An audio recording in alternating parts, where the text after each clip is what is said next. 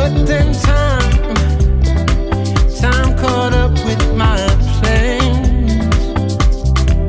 And when the day broke, it exposed me for the fool that I really am. But you said, let me lead you, let me take you by the hand, yeah. So I can feed you from a good and precious land.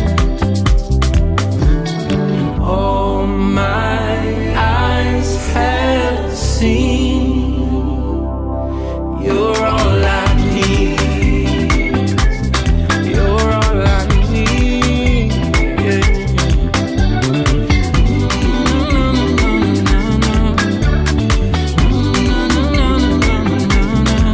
So now I'm learning to walk in your steps. And through the valley of confusion, I've been losing my apprehension with death. But you said, let me lead you, let me take you by the hand. So I can feed you from a good and precious land. Now I owe it all to you, giving my heart to you, freedom becoming true. Nobody else like you, do what you promised to. And I'm so grateful for your love. And all my eyes have seen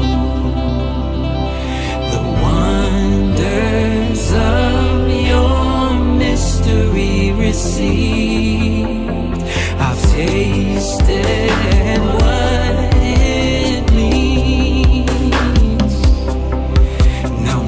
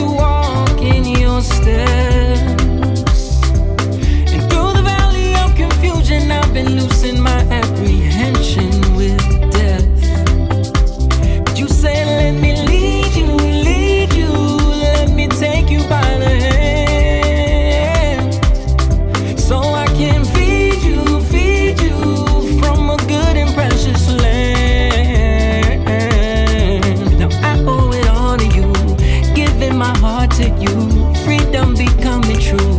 Nobody else like you. Do what you promised to. And I'm so grateful for your love. And all my eyes have seen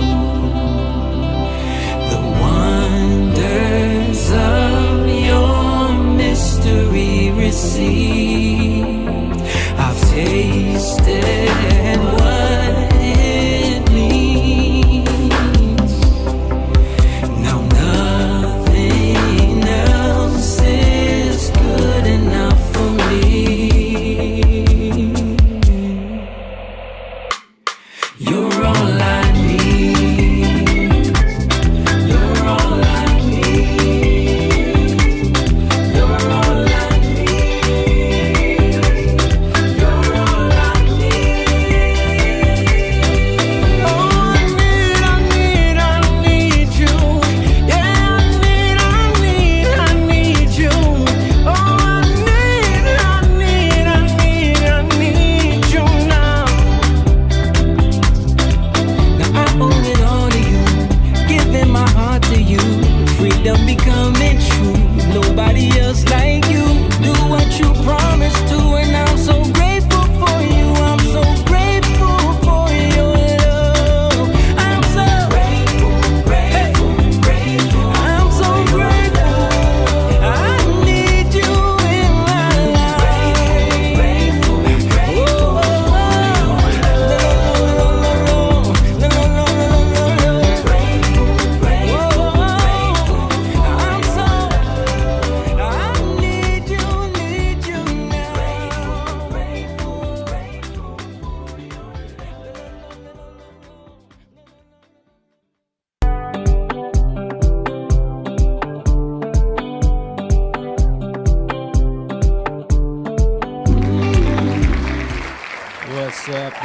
What's up, everybody? We are officially live in the Lion's Den. You know what it is. It's Tuesday night. We're back from being off on the road. So we're here to do another podcast. Glad to have everybody with us. Make sure you guys hit that like button and share this video with your friends so the algorithm will do its thing. If you're in the chat right now, just drop a little thumbs up or something. Say hello. Let us know you can hear us and see us okay. And, let us know where you're watching from. And like I said, share this video with your friends. We're going to get into some stuff this evening. I think I got Jake calling in, and we got Moan in the building. But yeah, let's hit the intro. You're watching Young Lion TV.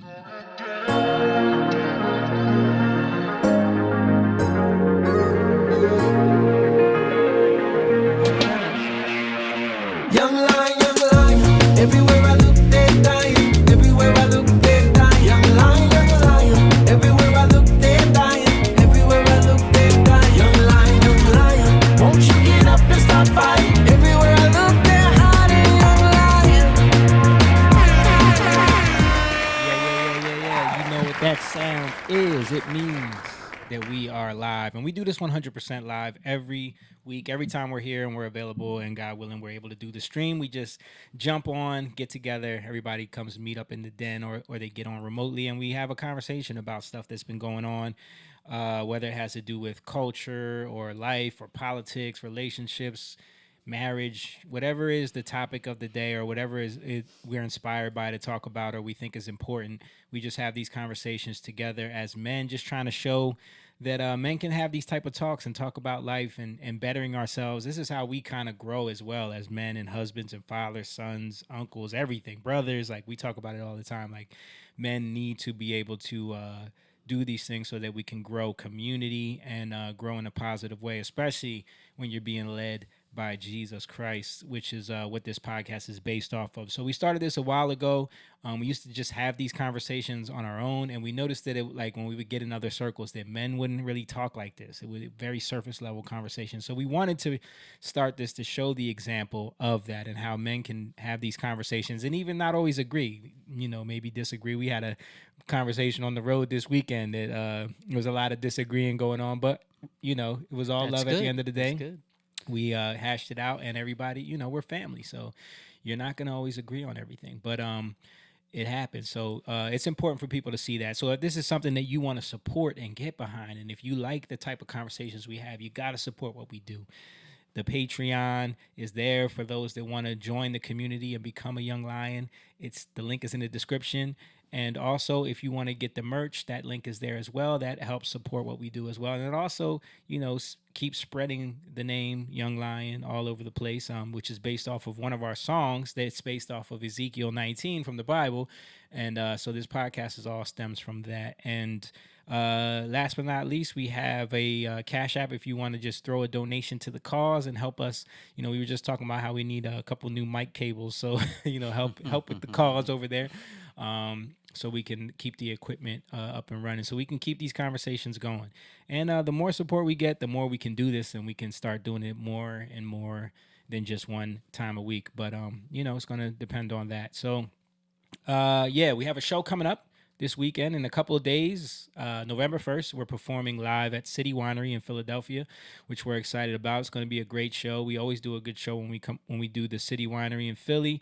We just did a sold-out crowd in Chicago, opening up with Freddie Jackson in City Winery in Chicago. That was a great show. Mm-hmm. We got to do some of our music there in front of a sold-out crowd, and they really enjoyed it. And it was actually really good. I enjoyed doing our stuff. It was fun, man. Yeah. So if you want to experience that, you can come to Philadelphia. We'll be in the Loft, City Winery in Philadelphia. Go to the link there. It's citywinery.com/Philadelphia, and you will see us in the events Saturday, November 1st. Get your tickets now before they're gone. And other than that, I got my brother with me in the building. Mr. Chang Sim-un is with us today. He is the coolest Asian in the podcast land. Repping because he just came off of a great weekend with some good shows, and the Eagles win. The Eagles had a good show. The Eagles had a good showing. Yeah, good showing. Had a good showing. They played well. And we got to watch that right before we go to sound check. Yeah. And the game was safely secured. We had to leave for sound check before the game was over, but it was safely secured. I wasn't nervous. Yeah. We knew it was wrapped up. So I mean, sad what happened to Scatterboo, though. I know. That was sad. Rough, too. I can't look at stuff like that, dude. I know. It's very cringy. It makes my stomach hurt. Yeah. Hope he bounces back because I love his energy. Yeah. All right. Have you heard anything about that? Like if that they're saying his career? Or I heard that he just dislocated and the muscles got to grow back. And it was actually better than a break. A break, okay. So it's totally just dislocated at the ankle. Yeah. Woo. Yeah, he kind of his knee kind of bent back and it just popped out of place. It was yikes. That's gotta be. Hope he comes back. Yeah. Yeah. We need good competition in our division. Yeah, man. And we were talking about it too. The Eagles fans always get a bad rap. They do. What happened though, Jamie? Standing ovation. Standing ovation for the fella that got injured, you know. Because I bet you people were expecting everybody to be cheering and laughing. Yeah. But no, standing ovation. And everybody was concerned for him. As the young guy, he's a rookie, really doing his thing. I heard Big Dom went to go see him at the hospital and brought him some pizza and cheesesteaks. Oh, that's cool, man. That's cool. Yeah, it's really dope. Yeah. So, shout out to him, man. But, the Eagles got to win. We had a great weekend, 2 shows. We were in Detroit on Saturday, performed with Regina Belle and Freddie Jackson. What did you do on stage? I got pulled out there to sing with Miss Regina Belle. It was a very monumental moment. One of them things that you never really expect to happen. Right. But it was cool. I had to sing A Whole New World and All I Want Is Forever. I was telling Jamie during sound check I recorded because he sang it during sound check with her, and I just had one of those moments where it's when I was recording I could have never been more proud. I felt I told her I felt like I was proud of my son. Yeah. Not that I look at him like a son, but it was that moment I got kind of a little choked up. I'm yo, this is huge, man. Well, it's This like is- little brother, right? Yeah, you yeah. look at it like, oh, man, look at what my little But brother's doing. that's my bro, man. Yeah. And you're killing it, hitting the Peebo notes, Man, which is I had to, bro. I'm telling you, I had to prepare for that because that is not an easy song to sing. I know. At all. Like Can I people. say something? Yes, mom. So I asked Jamie, how was your weekend doing the shows? And he said, oh, it was good. Then this morning I'm looking on Facebook and I see him singing with Regina Bell. I'm like, oh, why? You're humble, Jamie. You don't even say I anything. didn't make a big. I didn't make a big deal. I think about that's it. just men. Yeah, it's like, It's like I'm not gonna go around. Yeah, I'm singing No, with but I'm Virginia your Bell mom. this weekend. I'm your mother. So, No, when I asked you how was the show, she said, oh, well, it was nice. I sang with Regina Bell. You didn't say anything. I was like, Yeah, I mean, you gotta also keep in mind, mom. When did I talk to you? Yesterday. Yeah. I was so tired. I was dead. we like the one thing about these trips when we have like dates back to back. I almost forgot about that. Yeah. 3-4 o'clock a.m. lobby calls. Yeah. And then, After you get off stage at like 10, 11. yeah.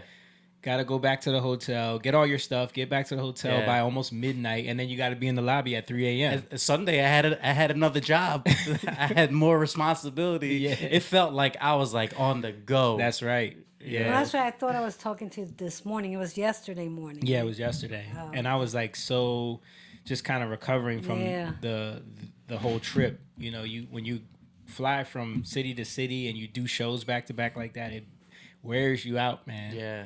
Yeah. I mean, those power naps in between, like when you get the room, you just go in your room, shut the blinds, and just take like a nice little power nap. Yeah. Good to go. That's all you can do. Get those naps where you can. Like when we flew into Chicago, we finally got in our rooms like 10 a.m. 10 a.m. Yeah. And that gave us like a good 2 hours before the Eagles game. So I was Of like, course. of course, we woke up for yeah. Like I'm gonna get Jamie a couple texted me, yo, you watch the game?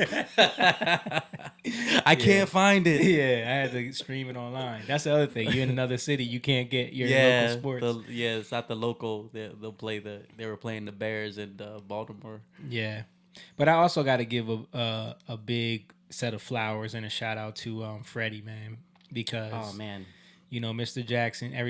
Everybody knows what he's been dealing with, like health wise, and seeing him, like how much work he's been doing trying to fight and like work his way back into being able to do these shows again, and then to do 2 back to back like that, and see him give what he gave, you know, to the point where after the second show he was collapsed, you know, like he was done. And I told him, I talked to him because because I actually barged into the room when he was getting changed. Yeah, And he was like, he wasn't feeling good or whatever like that, and I was like, I was in shock because I didn't know that he was. right. You know, couldn't tell. I couldn't tell because Yeah. he actually, to me, he killed. He killed the next night. Yeah. You know, I was like, wow, I never would have known. Yeah. You And he know. told me when I came in there, he said he started feeling it really bad during "Do You Are My Lady," which is the second to last song. Yeah. And he's still like thinking about how much he put into that song, like Yeah. the way he was doing the ending and everything, Yeah. and then still did Rock Me. Like, man. I joked with him though, because you know how he extends it sometimes. Yeah. I was Wow. like, is that why you just you did a little bit and you went right into it? He was like, yeah, it was. Why he did a little bit? What do you mean? You know how he extends it? He just Yeah, lets the beginning go before he does the first verse. Oh yeah, He went into it like quicker Yeah. than he normally would. yeah. I was messing with him at the But airport. I was really proud of him. Just Yeah. being with him, taking him to dialysis 3 times, or picking him up from dialysis 3 times a week, like just seeing and having these conversations with him, knowing where he's at mentally and everything. Like he is really trying, and like seeing, I was proud of him. You know, I had that moment of feeling like, man, I'm proud of what he did. I told him that too, so. And he told me to tell you guys that like he really appreciates what us having his back, and he was grateful to have us open up the show on Sunday, Oh, and he really enjoyed us. So yeah. yeah, Proud of him, man. Really proud of him.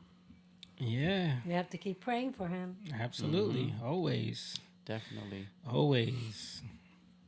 Yeah, but anyway, so I don't know if Jake is joining us. He hasn't said Yeah. anything. Well, I really haven't been paying attention because we've been away of what's been going on. So I'm sure that I will be surprised in whatever you have. Not necessarily. Hold on.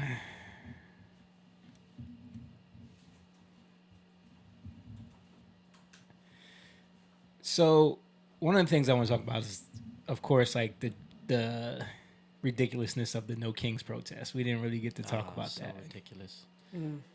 There was just all of these ridiculous moments. We didn't get a chance to talk about it because we missed last week because we had to do that rehearsal. So I just wanted to touch on that a little bit. I'm trying to see if Jake's going to join us. Jake said he's been trying. Oh, really? He just wrote on the message. Okay, what's it been doing? What's happening? I just clicked on it. I don't see him.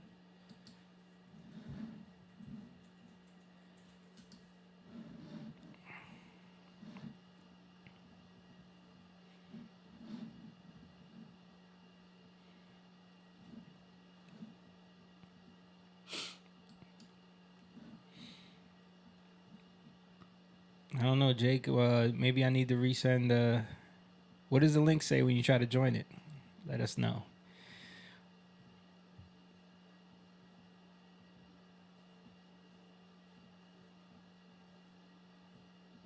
But yeah, so people were, of course, it's pretty obvious that like this was.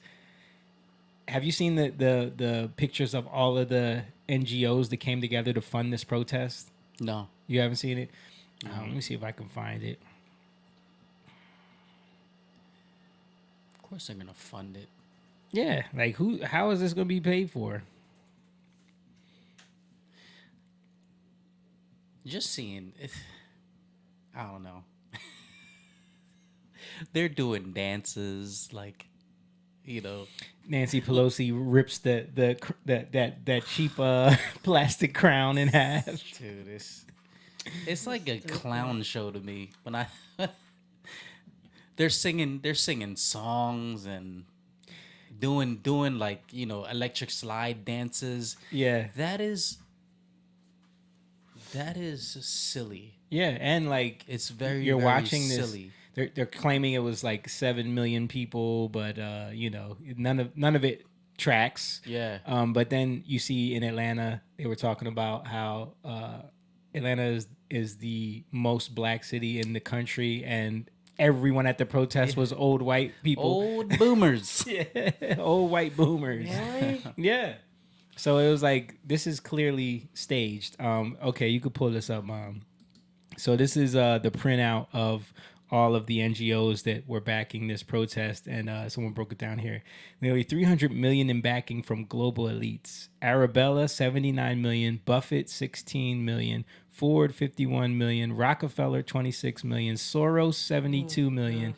And Tides, 45 million. These people aren't grassroots. They're well-funded operatives trying to manufacture outrage. Who's really behind this movement? I mean, it's pretty obvious. Look, this was the same day, and they're showing like a couple hours after the protest. It's just completely empty. Wow. Like, clearly these people were paid to be there. Yeah, so it was funded by a bunch of let me see if I can find some of the organizations on the flyer, because it was like Communist Party for America, Communist this, Communist that. Yeah, It was, I did see that. It was all these communist organizations. Yeah. That's just so ridiculous how everybody's gonna know these things. Yeah. I mean, that's why we need the podcast like us. Yeah. So you can say it. Well, we can show it. Yeah, and show it. Because people will say a lot of things, but we try to back it up with like real evidence on here. I did see a video, but I think it might have been AI because Trump is saying, "No kings. I'm not a king. The only king is Jesus Christ." I saw that video. Yeah, I don't know. That might Yeah, be that's AI. what I'm saying. I don't know. Sound like AI to me. I'm saying, but I did see that. Did you guys see this? He did talk about the country needs more prayer. Yeah, he did say that, but he also trolled them with videos of him wearing crowns and like, you know. He's the ultimate troll. Yeah. But I did see this. If you could pull this up, at one of the protests. Oh yeah, the kid stabbing. Yeah. Oh, that's a shame. Yeah, and see, that's the stuff I was talking about. Yeah. With these, like you're protesting no kings. Yeah. But if you really had a dictator and a king, You could never get away with you this. can never get away with Exactly. that because of the country that You come from. I'm Yeah. from. Yeah. Right. You can't get away with that. Yeah.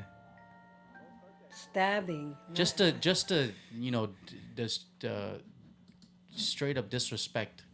I mean, of they the couldn't punch. president. They couldn't just punch. They had to stab. Even punch is horrible, but That's sick. yeah. You know, you allow your child to do something like that. I think Yeah. that is not Sad. good parenting at all. Yeah. Jake said it says waiting to join. That happened to me before. Yeah, you might want to try to close out the whole app and re-click the link, Jake. Try to totally close the app and re-click the link. Yeah, so there was that, and then let me see what else we have from No Kings.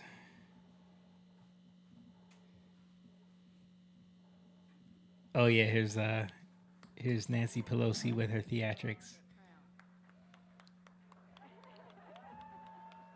Yeah, these people make millions of dollars to pretend like they're fighting for you by breaking a crown in half. Like, this is so annoying. But it's funny because it's the opposite. They're the ones that are always acting like they're kings. Mm-hmm. You know, they're the ones that. What happened with COVID? Yeah. You must wear. You know, you must take the vaccine. They're the ones. It's just weird how they turn it around to be Trump. Yeah. I mean, that's what they have to do. Yeah. Yeah. Let's listen to this guy break it down.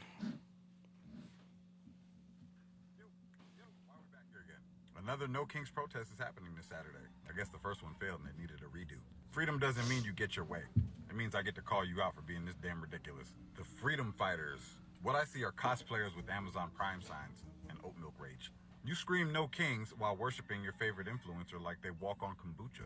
You post resist tyranny from a Starbucks on Wi-Fi wearing $200 sneakers made by child labor overseas. Congratulations, your rebellion comes with a loyalty program. You hate the system. You are the system. You beg the same government that you claim to hate to wipe your ass. Forgive your loans, regulate your neighbor's sneeze, and ban mean tweets, and post that you don't like. That's not rebellion, that's a cry for a participation trophy. With benefits. A subscription plan for state-sponsored babysitting. You think holding a sign that says No Kings while filming a TikTok dance about oppression makes you a hero? That's content, not activism. You're not leading a movement, you're chasing an algorithm. You say we don't do kings. Okay, if that's the case, then stop acting like court jesters for whatever celebrity, politician, or blue-check cult leader tells you what to think. You are not oppressed. You're just bored and allergic to accountability. Bottom line is you don't hate kings, you hate mirrors. Because every time you look in one, you see the spoiled subject of your own tiny monarchy of self-importance. So yeah, go ahead, knock yourself out. The rest of us are going to be watching college football anyway. March, chant, hashtag, do whatever the fuck you got to do to help you sleep at night. Just remember that freedom's not your prop, it's your privilege. And some of us still treat it like it means something. Who would have thought? You're not. My favorite part was you're not oppressed. You're just bored. You're just bored. Yeah. Yeah. I mean, that's real. I mean, you see these people, and it's so many boomers. It's just, It's a lot of boomers. and they're very, very. I'm glad I woke up. I know they're very delusional. They're very, very, and it's a lot of whites, like a lot of white liberals, just out there so outraged. I feel like they live in their own world, their own privileged world. Yeah. Yeah, man. Anyway, so there's a lot of outrage going on right now because I don't know if you guys have you seen anything about the Virginia governor race? I heard from somebody, my wife actually, the Republican Virginia candidate is a black woman. A black woman, yes. And Barack Obama goes to Virginia. He's campaigning for the white liberal woman. Campaigning for the white liberal woman. While last election, he was shaming black men for not supporting a black woman. Right. And that is the hypocrisy that people are pointing out right now, because it's like, wait a minute, you gave us a whole lecture about how we didn't support someone who understands how we grew up and what we faced in this country. First of all, that's a big stretch because Kamala, we know her background. You didn't. She grew up as Obama, you didn't. Right. Right. But when it comes, so what it's showing everyone is that it has really nothing to do with identity, nothing to do with, supporting your race. It has everything to do with being a Democrat. So, the Roland Martins, the all these people, Angela Rye's, the ones that, Joy Reid's, all the outrage and the misogyny and racism and sexism that they were throwing at people who didn't support Kamala Harris. All of a sudden, they are all about this white woman winning in Virginia. Even the NAACP came out and backed a white woman over a black woman. Whoa. Yeah. Whoa. Yeah, but now they're against Kamala with the book that she wrote. Well, I mean, they're kind of dodging that. I haven't seen too many of them criticize it. I haven't What do you mean against it? Yeah. Yeah, they've said things about her writing that book. Who? Angry. Who said? You brought it up too. I didn't show any Democrats saying anything angry about it. No. I'll find it. She said yes. No. Yes. I haven't seen anyone criticize her in this book. What? No. I heard it. I don't know where I heard it, but I did. They were upset with her because of the book she wrote. I don't know who's upset with her, but all I know is she wrote the book basically, trying to make herself look like a victim. Yeah. Blaming Biden. Right, but that's what I'm saying, because she did that. They were kind of upset with her, the Democrats. I mean, you're saying that, but I don't remember seeing anyone upset with her. I just saw them making a lot of excuses for her. But yeah, so that's the big story with the governor race there. And let's pull this up. Virginia GOP put out the polls that show that she is gaining ground, because she was Spanberger had a huge lead, and the lady Earl Sears is the black lady. She's only 2 points behind now. Wow. And Spanberger is losing her lead, and so now that's why they're calling in Obama to come in and try to clean up the mess. But it's crazy because they're calling him in to tell black people to not vote for the black woman, vote for the white woman. I think so Obama crazy. was a big reason why Kamala Democrats started even going further down into the tank. I agree, but what I'm saying is, like, what's his message going to be? Yeah. Like, vote for this white woman instead? I have no Like, idea. I need you. That's a good point. Let's take a look at this. You shaming all the black men for not voting for Kamala. Yeah, because she's a black woman. She grew up the way that you grew up, right? And I think it's they don't want to support her because she's a female. I saw pundits on MSNBC talking about how, the fact that Democrats are afraid to run women, is a problem, and Spanberger is a woman running in the election, so that might be a problem for Democrats. But it's like, she's running against a woman though, and like they don't even see her opponent as a black woman. They don't see her as a woman. They don't see her as a black woman. They just see her as a Republican, no matter what. So to her, Republican is evil. So crazy. So you don't count as a woman or a black anything. woman or like we don't advocate for you. That's crazy. Like that's crazy. But let's watch this clip of Obama being a I also hypocrite. want to say that seems to be more pronounced with the brothers. So if you don't mind, just for a second, I'm going to speak to y'all directly and say that when you have a choice that is this clear, when on the one hand you have somebody who grew up like you, knows you, went to college with you, With you. understands the struggles, Does she? pain and joy that comes from those experiences. Listen to everything he's saying and then look at the picture on the right of these two women. Listen to everything he's saying and look at the picture of these two women. So he's saying all of this and now The women in our lives have been getting our backs this entire time. They've been raising us and working and having our backs.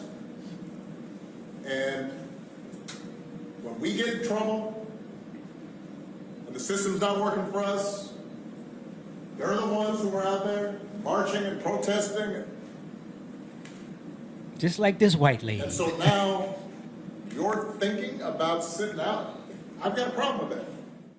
Having the right governor matters, and I'm proud to endorse Abigail Spanberg.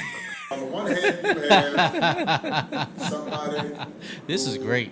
grew up like you, knows Yo, you, they're not. I went to feel like college they're not with you, smart. What understands are y'all? What are you doing? They're exposing Themselves. themselves for what they really are. People pay attention. Yeah.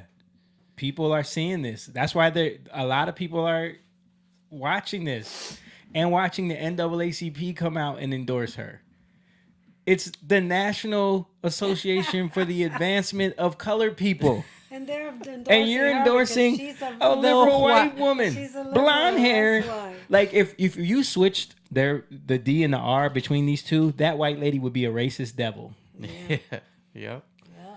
That's crazy. Like she would represent everything that is evil and racist with this country. Blonde haired, blue eyed white woman running against this our good, strong Sister. strong sister. Queen, this queen. She should be the governor of. But because she's an R, no, can't do it. Can't do it. So they're exposing that it's really just about being loyal to Democrats. And that's all they care about. They don't care about the fact that it's a black woman. They don't care about that she can identify with you. They don't care about her values and what she grew up with. This woman served in the military.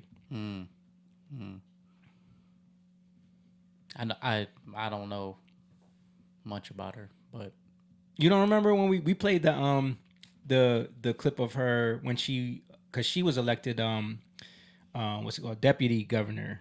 Remember? it's the same woman. It's the same woman. Okay. Yeah. So now she's running for governor. Okay, Yeah. so she has a history in Yeah. But she's a Republican. She's the devil. Dude, yeah. it's like you playing that just reminded me. Like I remember watching that Barack Obama talking to the young black men, how cringe that was. Yeah. And I felt like they were being shamed and finger pointed at. I felt that. Right. I felt that. They were being lectured I'm and not black, but I have a lot of black friends. Yeah. And I was in the black culture. You were in the If culture. If Yeah. you I loved R&B music. I had, I was down with. You were adopted in. I got drafted. You were grafted. You were grafted in, like we say in the Bible, right? You were grafted in to the community. Come on, man. Come on. That that was recent. Yeah. That was And then you go and do this. Mm-hmm. When are they gonna learn? I think a lot of people are waking up. Yeah. I think they're seeing this and they're being like, wow. Like, you're gonna get your your talking heads, your plantation, slave masters' pets that are going the Roland Martins and the that are gonna, because remember we showed the video of Roland Martin wearing the shirt "Vote Like a Black Woman," Yep. but not that black woman. She. Now he want to vote like a white woman. Now, except for that black What's woman. he gonna? I want to see what he says about this. He's probably going to avoid it like the plague. It's crazy.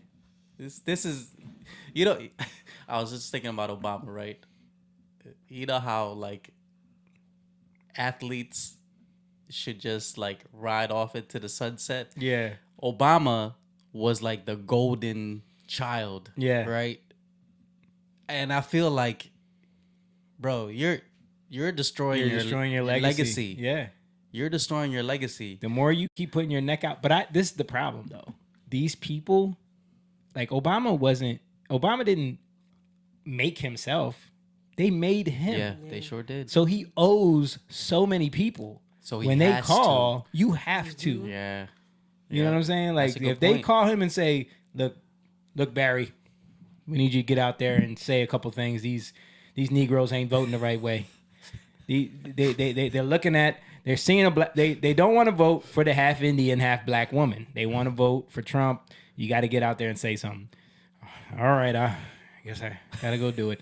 He goes out there and he says his little speech. It goes terribly wrong. Now he gets the call again. Barry, I know how to tell you this. These Negroes want to vote for the black woman. You're going to have to get out there and convince them to vote for the white lady. Blonde hair, blue eyes, white lady. You're going to have to get out there and convince them to vote. But I'm gonna look like a fool. Barry, we don't care. This is too important. We need Virginia. Trump has got us in a chokehold right now. Virginia's usually red state, though. No, it's purple, man. It goes back and forth all Does the it? time. Yeah, yeah. So, yeah, they need it. They need Virginia. What happened? They need everything they can get right now. Yeah. What happened to Michelle? Michelle, does she still do the podcast? Did the podcast did the podcast get canceled? I haven't heard anything about it. I haven't probably heard got about canceled. her. Like, what happened to her? They probably canceled it. Like, listen, this is not a good look for us. Yeah. You're making us You're look making bad. us look bad. You're making Barry look bad. Barry's looking bad. Barry came on there and told black men they need to have a gay role model in their lives. Whoa. Every black boy needs to have a gay man in their lives to be to learn how to be a man. Listen. I just can't believe he said that. Like, Just because you did, Right. You had a gay Singaporean Tranny nanny. Nanny. Yeah. doesn't mean every little boy need one. Exactly. Let's listen to this same brother talk about what's going on with the NAACP. And I'm going to see if I can get Jake on. I'm gonna try to be serious for a minute. If you all haven't heard by now, the NAACP has endorsed Abigail Spanberger to run against Winsome Earl Sears for governor of Virginia. Nothing screams progress for people of color like watching the same crowd that preaches representation matters suddenly go full Stevie Wonder and Ray Charles when the representation has an R next to her name. Funny how that shit works, huh? Winsome Earl Sears, black, female, immigrant, Marine, success story, but nah, it doesn't fit the approved narrative. Apparently she's the wrong kind of black, because we all know being a strong, independent, educated, conservative woman means you've been brainwashed by the patriarchy, right? And the same people who quote Malcolm X like it's scripture conveniently ignore the part where he said that there's nothing more dangerous to a black man than the white liberal.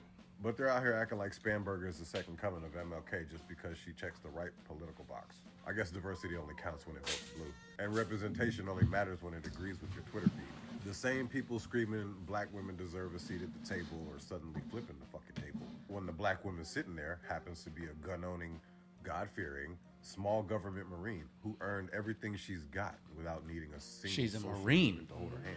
Apparently that's the wrong kind of empowerment. Let's empower some facts real quick. Winsome's the first black woman elected statewide in Virginia. That's history, not a headline.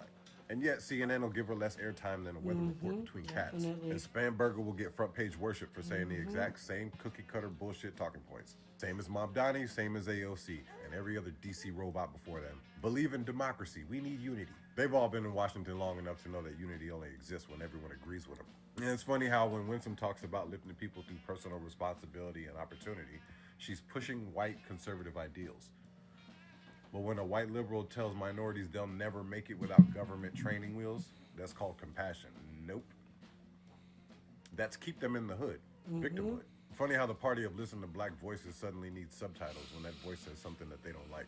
These folks don't care about color, culture, or character. They care about compliance. They'll cheer on a drag queen story hour before they'll ever clap for a black conservative woman who served her country. They'll hashtag representation all day long until that representation steps off that plantation. Winsome is living proof that the system isn't what's holding anyone back. The narrative is. The same crowd that screams trust black women turns into political exorcist the second one votes Republican. So Malcolm X wasn't lying. The most dangerous thing to the progress of black Americans ain't the conservative. It's the liberal who smiles in your face while quietly telling you to stay in your place. That fox. Yeah, I mean, he ain't telling no lies right there. And I forgot about that part. Like, yeah, if she gets now, think about this: the party of firsts, the first this, the first black this, the first black that. She would be the first black elected female governor. Oh, she got more votes than Kamala. She got more votes than Kamala Harris. But they don't talk about that. They totally ignore this.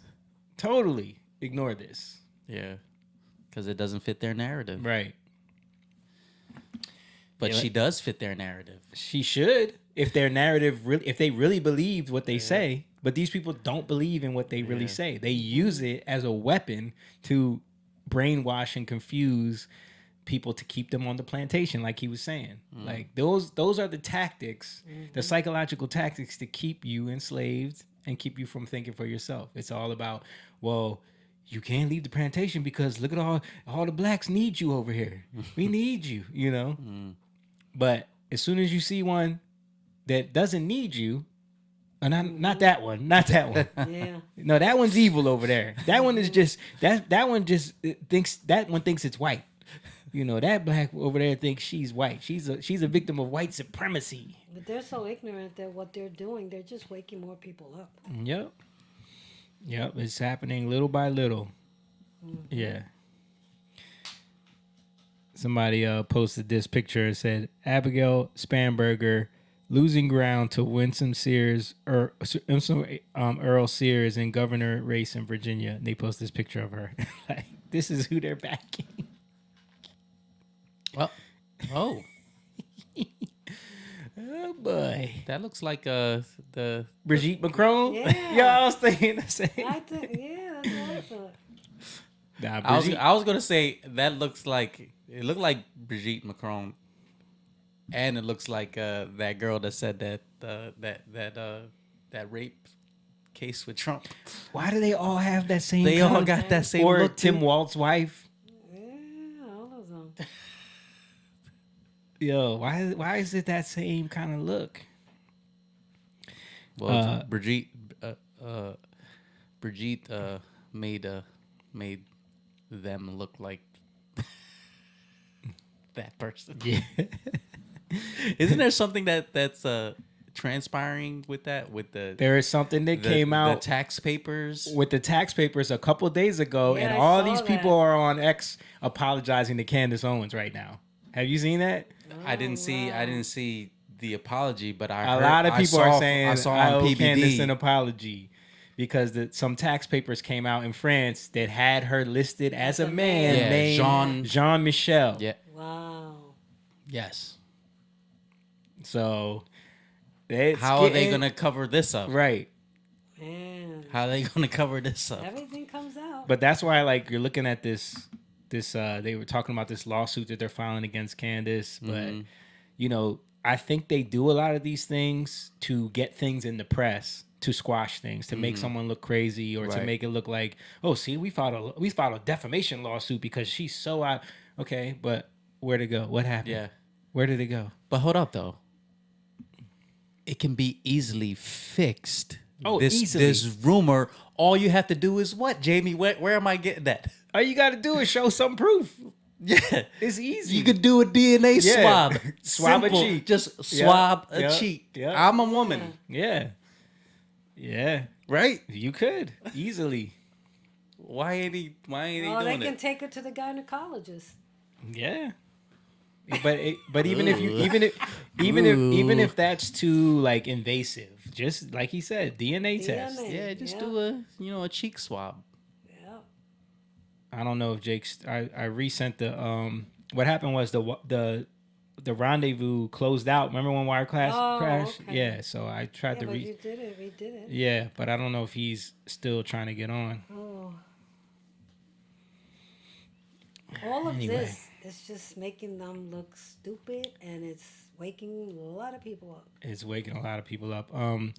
So we got I still see a lot of people sleeping though. Of course. Well, those are Of the- course. They got Z's Those on their Those heads. are the boomers. not just Not boomers. just There's boomers. There's people our age that are. Yeah. I mean, but I think a lot of it also is like once you've dug your heels in so heavy into like, I think I'm right. I know I'm right about this. It's almost impossible to see it any other way, And I've heard people break down the psychology of people that are in cults. Like a lot of people that are in cults, like even if you give them all the evidence to show them, they still will come up with rationalizations and deny it. And because there's something about like that cognitive dissonance of there's no way I could be this wrong. You know what I mean? So that you have to do all these gymnastics to keep yourself like. It's like mentally you got. And I know that for a But it's- fact with Jehovah's Witness. Yeah. Because Yeah. they really believe it. Yeah, and I mean, and think about it. Like we just talked about these tactics with putting things in the press and getting people these talking points. We just dealt with this over the weekend. Like, there's people that can just always say, but Trump is a 34 count felon. You know what I mean? Yeah. And I just watched Tim Pool doing a debate. I saw You it. saw that? Like, The dude. he and this- knew nothing about bro. the case. I knew more about the case. Yeah. And I just feel like I'm a casual watcher. Right. But that's what I'm saying. Like, it's just so. But this is why they do that. This is why they do that. This is why they create the perfect situation. This is why New York opens up a year window where people can put a claim on somebody so that she could put that case against Trump. Yeah. This is why Letitia James comes up with that case that they then turn it a misdemeanor somehow with a finagle of legality into felony counts, and then they use multiple emails to make it 34 counts, like all of this trickery, so that they can then say, There he goes. so that they can then say he's a 34 count felon. Yep. And that's all they want to be able to say. And Yeah. they want everybody to be able to say that when he's you a have that felon. conversation. Yep. They thought that saying that before the election would make damage people not him. vote Yep. for him. Like because they believe, like Tim Pool somebody brought this up on that debate, that they felt a lot of Democrats internally felt like that when Hillary got in trouble with when Comey came out and did that press conference, that's what hurt her. They don't know that. They don't know that for sure. I think a lot of people didn't want to vote for her. Nobody liked Hillary. Yeah. Nobody liked Hillary. But I'm just saying, like, so they thought, like, well, if we could throw that mud on Trump and put that stamp of he's a convicted felon, which he's not technically a convicted felon. Yeah. Right. Yep. But so they felt like that they could do that, and then that just becomes everyone's go-to, where they can hang their hat on. See, I told you he was evil. Told you he was told you he was a criminal. Told you he was a crook. He was a con artist. All these things, because again, the people's need to be right, or once they've dug their heels in on like one side of an issue, for them to go back on that, they have to admit they have to come to grips with a lot of behavior, a lot of things they've said, a lot of things that they've done, and the pride won't let right. And when you have those type of things to hang your hat on, like 34 count felonies, or the Gestapo of ICE raids, zip time babies, like they use these headlines as a way to justify the things that they've already thought and already said and have not come to grips with, that they, so that's why, you got to have this grace for people, even though they don't want to wake up to it. Yeah. But shout out to Jake just joining us. I pray for them, man. I pray for them to wake up, Yeah. I do that. because I every feel like day. they're just straight up. Yeah. under a spell. Have you been following what we were just talking about, Jake, with the governor race in Virginia? Yeah. Okay. Yeah. So that's what we were just getting at, like the ultra hypocrisy of how it's always about supporting a black woman, the first black woman, this, and you black people need to get behind the advancement, the NAACP, the National Committee for the Advancement of Colored People, except for when it's a white liberal against a black conservative. You know what I mean? Then I gotta see what they all say. I want to see what Roland Martin says. I want to see what the NAACP. You want me to see if I can pull up the NAACP's endorsement? Yeah. Did Obama bash her? I don't think so. I think he just gave his endorsement. But I know he's getting ready to go to Virginia to do get on the campaign trail. So I wonder what he's gonna say. Yeah, I'm very curious. Yeah.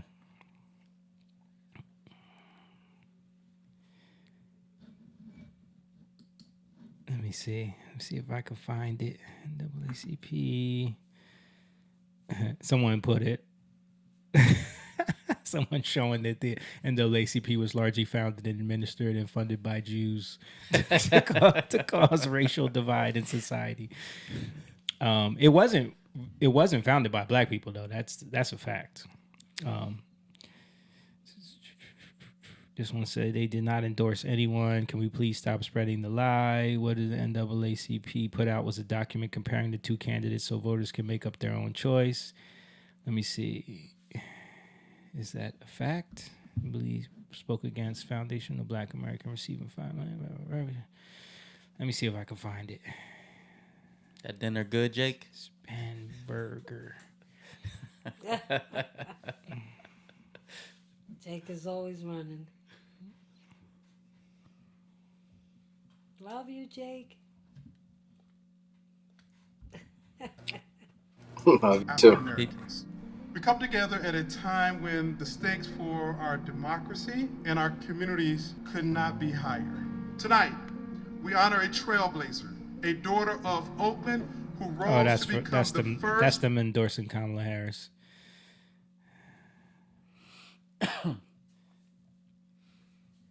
She's a trailblazer, all right. Didn't have to get any votes to become the presidential candidate for the Democratic Party. Yep. Has that ever happened? I don't think that's ever happened. No. That's the first. She's a first. She is a first. She's a first. Talk about no kings, right? She's the first Indian and black woman.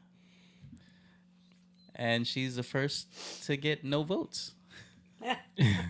You can't count her last run. I'm gonna see if I can find it. I'm trying to see what the NAACP. So I asked Grok. Yes, the Virginia NAACP endorsed Abigail Spanberger for governor of Virginia on October 25th, 2025, during the 90th annual convention. This has drawn criticism from some conservatives who point out the optics of endorsing a white Democrat over a Republican opponent. Winsome Earl Sears, a black woman, Spanberger highlighted the event on X, stating it was an honor to join so many incredible leaders and advocates. This aligns with the NAACP's history of supporting Democratic candidates who back their priorities like voting rights and equity. Her official campaign site lists other endorsements, but not this one yet. I wonder why. Too controversial right now, though it's confirmed through news reports and her social media. So yeah, apparently there was a Virginia chapter event where they announced at their convention that they were supporting her. So there you have it. She was endorsed by them. Yeah. I find that interesting. And in other news, did you guys see AOC going on, giving her big speech? I was just going to talk about No. her. She just, In New York? I would like to show you this, because everyone is campaigning for Zoran right now.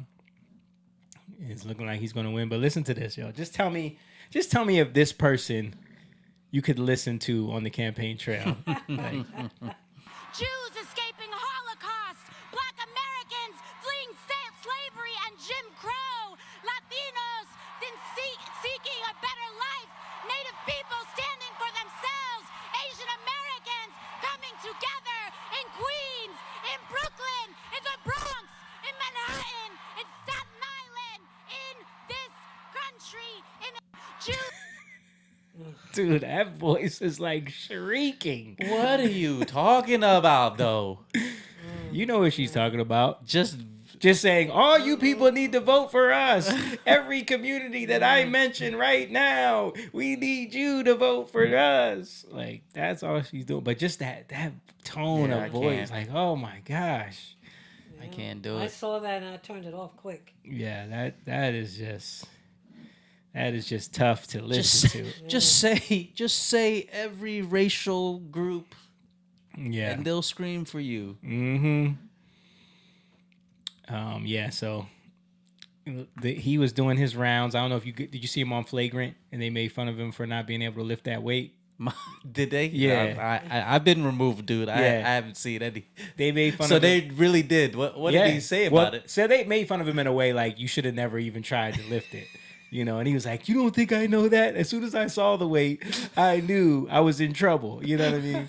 But this is how much he doesn't know about lifting. He's like, next year I'm gonna lift 136. He's like, I'm doing 1 pound a year. I'm gonna get it up. He said 136. Like, this dude don't even know how weights work, bro. Like, he's never been in the gym ever. Like, you don't even understand how it works. And none of them even corrected him, so I don't think none of them know either. They don't lift either. Yeah. Dude, I don't even think he did 115. Was it 115 that he? I think it was 115 on the bar, but he didn't lift it by himself. Yeah, definitely. Yeah. They didn't look like 45s. I think they were 35s. Yeah. Yeah, the dudes. You're scrawny, bro. Why'd you even try? Yeah, and what about the video of him changing his accents? Have you seen that one? Yeah, I saw I that. saw that. Yeah. Every place he went to, he changed it. Yeah, let's play that. Hold on. Isn't that what AOC does? Oh, yeah. Did you hear her in that video? Yeah. It's almost like every time she mentioned the community, she tried to do their accent, like when she said, Yeah.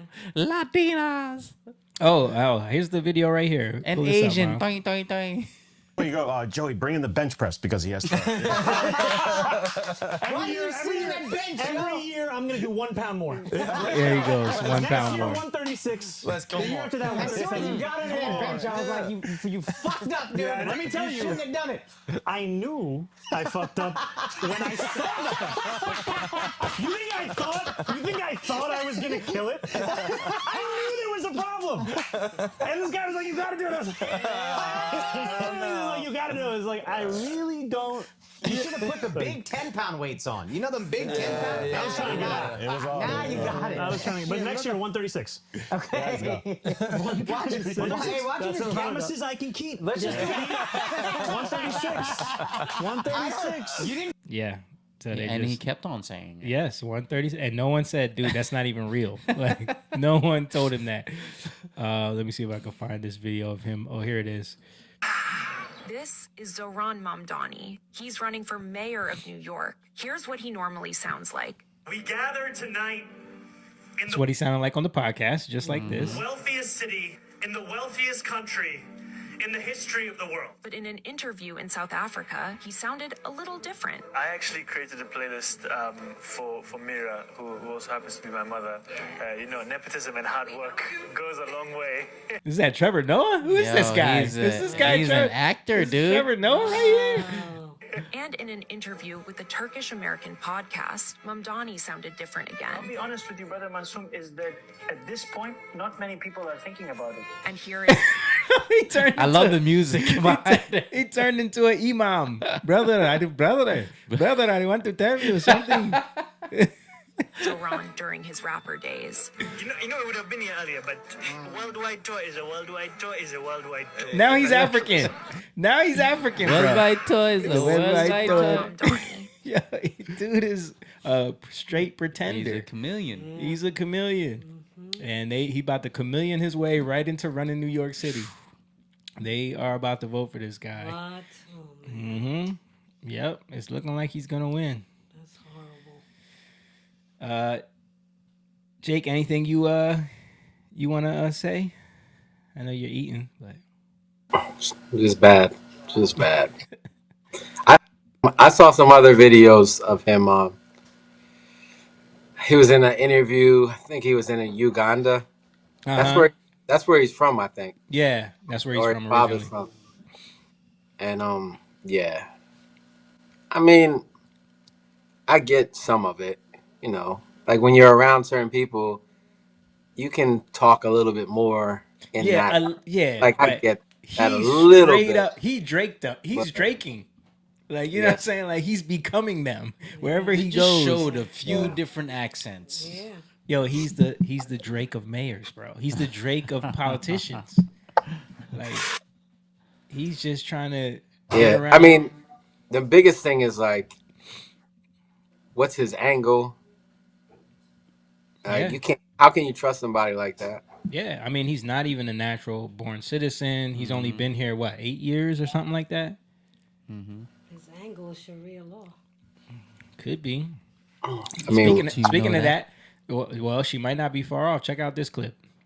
We came here to remake this state in the image of our people.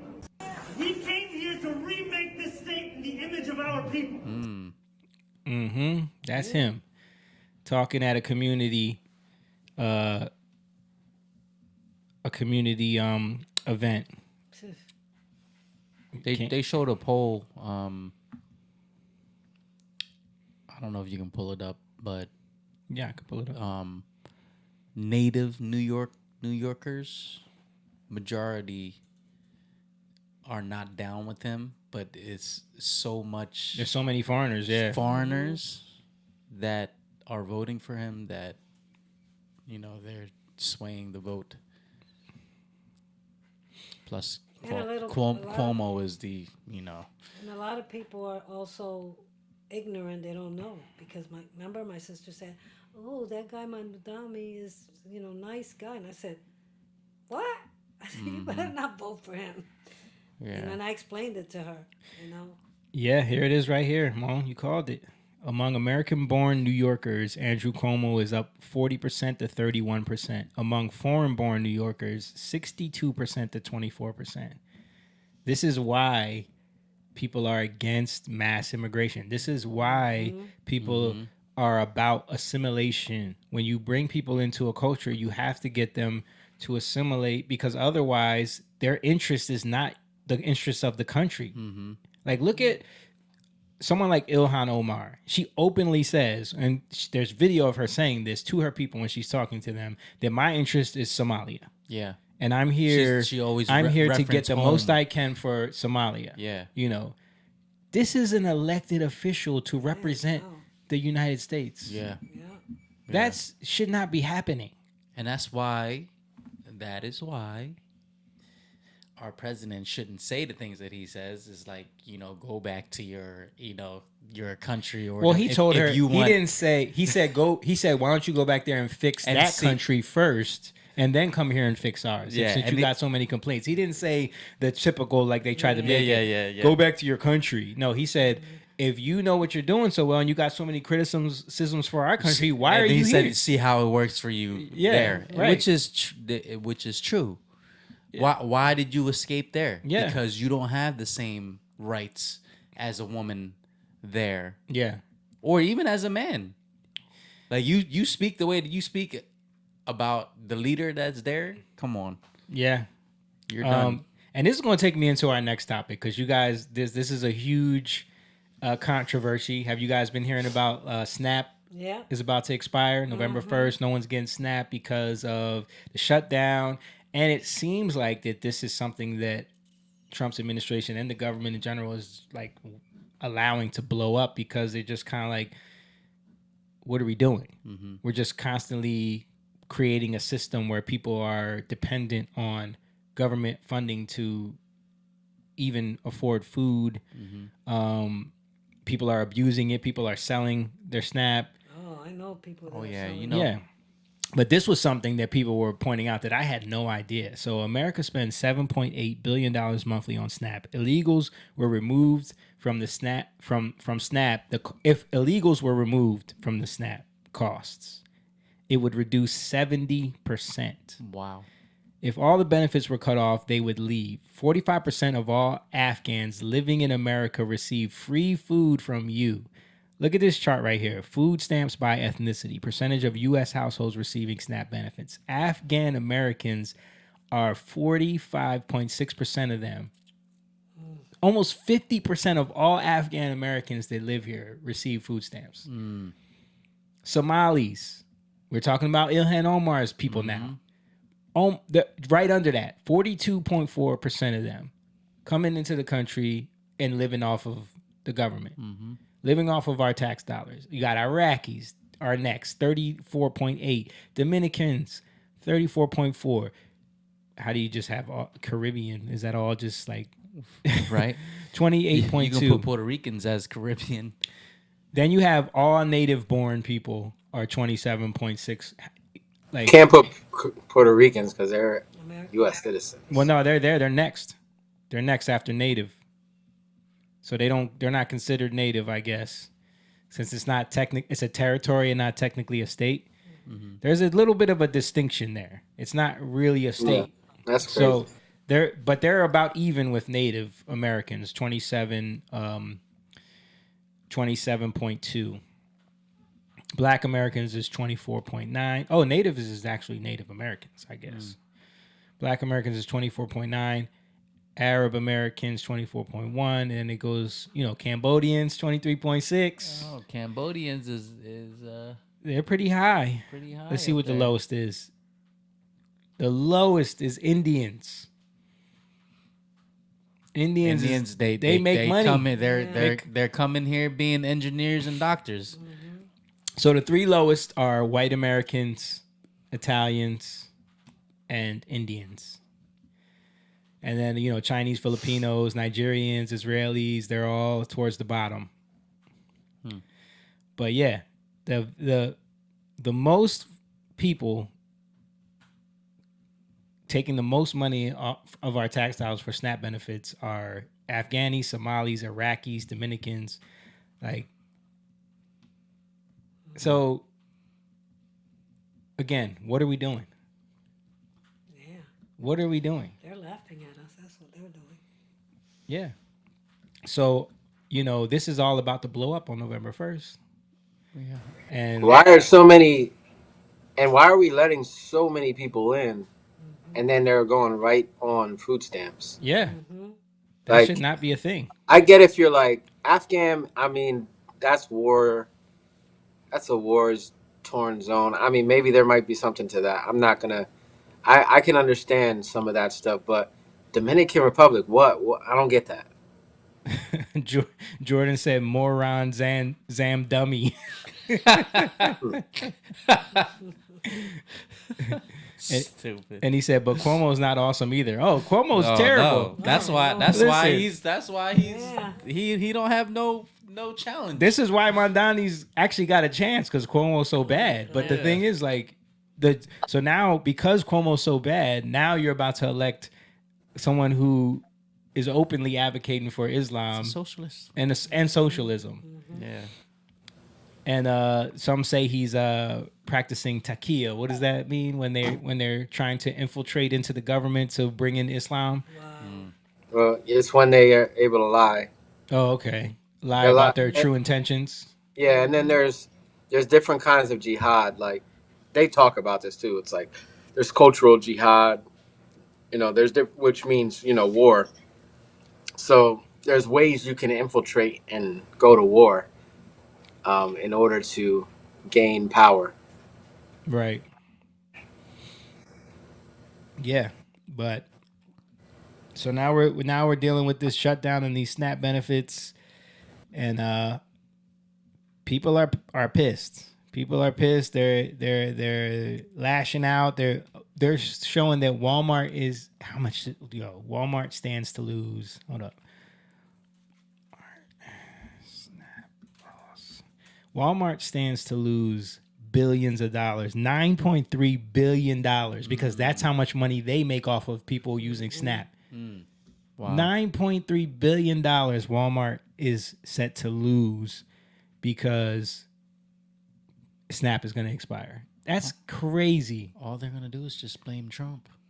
I mean, but at the end of I think Trump honestly is looking at that situation like something needs to be done about that. Mm-hmm. So let it kind of blow up and then figure out something else. Mm-hmm. Because the way the system is in place now, like look at those numbers. We can't keep sustaining that. No.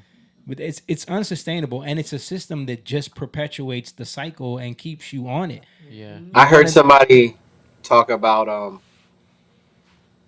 think it's the difference between like the Maryland governor and then the Virginia governor, where Virginia Republican, he's saying we're gonna try to do what we can on the state side to help people. Yeah. SNAP benefits. Whatever we can do. I mean, obviously, it's only going to be as long as we are able to do it. But the Maryland side, the governor just blamed Trump. Like that's all it is. It's like, and that's the difference. You're not seeing any type of what can we do on the left. You're just saying, where can I place blame? Because they want to use it as a weapon for for the midterms, so that's all they care about is, again, even with the shutdown. I remember like one of the pundits talking about how they didn't want to end the shutdown before the No Kings protest because it would have been bad optics if they would have said, okay, we can reopen the government and then we're protesting No Kings after. They were worried about the optics of that. Yeah. So they don't really care, about the people that are suffering. They don't. They just use that as a talking point to say, this is why Trump is bad. It's just like during COVID, they shut down all of their states and then blame Trump for it. You know what I mean? It's like, that's what it's just political games that they all play. It is. Didn't Trump use like the tariff money to pay something? He paid the military. Yeah. No, he had I think he used some of that, but he also had someone stepped up and gave their private funding to pay the military. But he didn't say who. He didn't say who it was. Yeah. So, but like he said, one of my friends, I think they gave like $130 million or something like that. The only person I can think is Elon. Yeah. Let me see. Private. Our friend, don't trust private money. Yeah. Yeah. That was part of our conversation, was with the not using our taxpayer money to another fake story where they're feigning all this outrage about him remodeling the West Wing of the White House. Yeah. But no one, because it wasn't even a story. It was met with praise when Obama did it. You know what I mean? Yeah. And when all these other presidents have done it, and then you bring that up to them, and it's like, yeah, well, but that's because he's using private money to do it. Okay, that's actually better because it's not coming out of our. Yeah, but how do you know where that money's coming from? Who does he owe a favor to? Come on, man. Come on, man. Let me see. You have the money to pay the troops on October 15th. Okay, how is I actually have a man who is a very wealthy person. You'll know that when I tell you this. Who called a donor, a great gentleman, and he said, if there's any money necessary, shortfall, for the paying of the troops, then I will pay it, meaning he will pay it. How about that? I said, look, we're not going to need it. We're going to take care of our troops, but this was a position that's being forced upon us by Democrats, and all they have to do is just sign a piece of paper saying we're going to keep it going the way it is. There's nothing. It's not like it shouldn't even be an argument. The government shutdown. You have the All money. right, he didn't get into. There's a clip where he talks about how much they donated to pay the troops, but I don't see it. Okay. Um,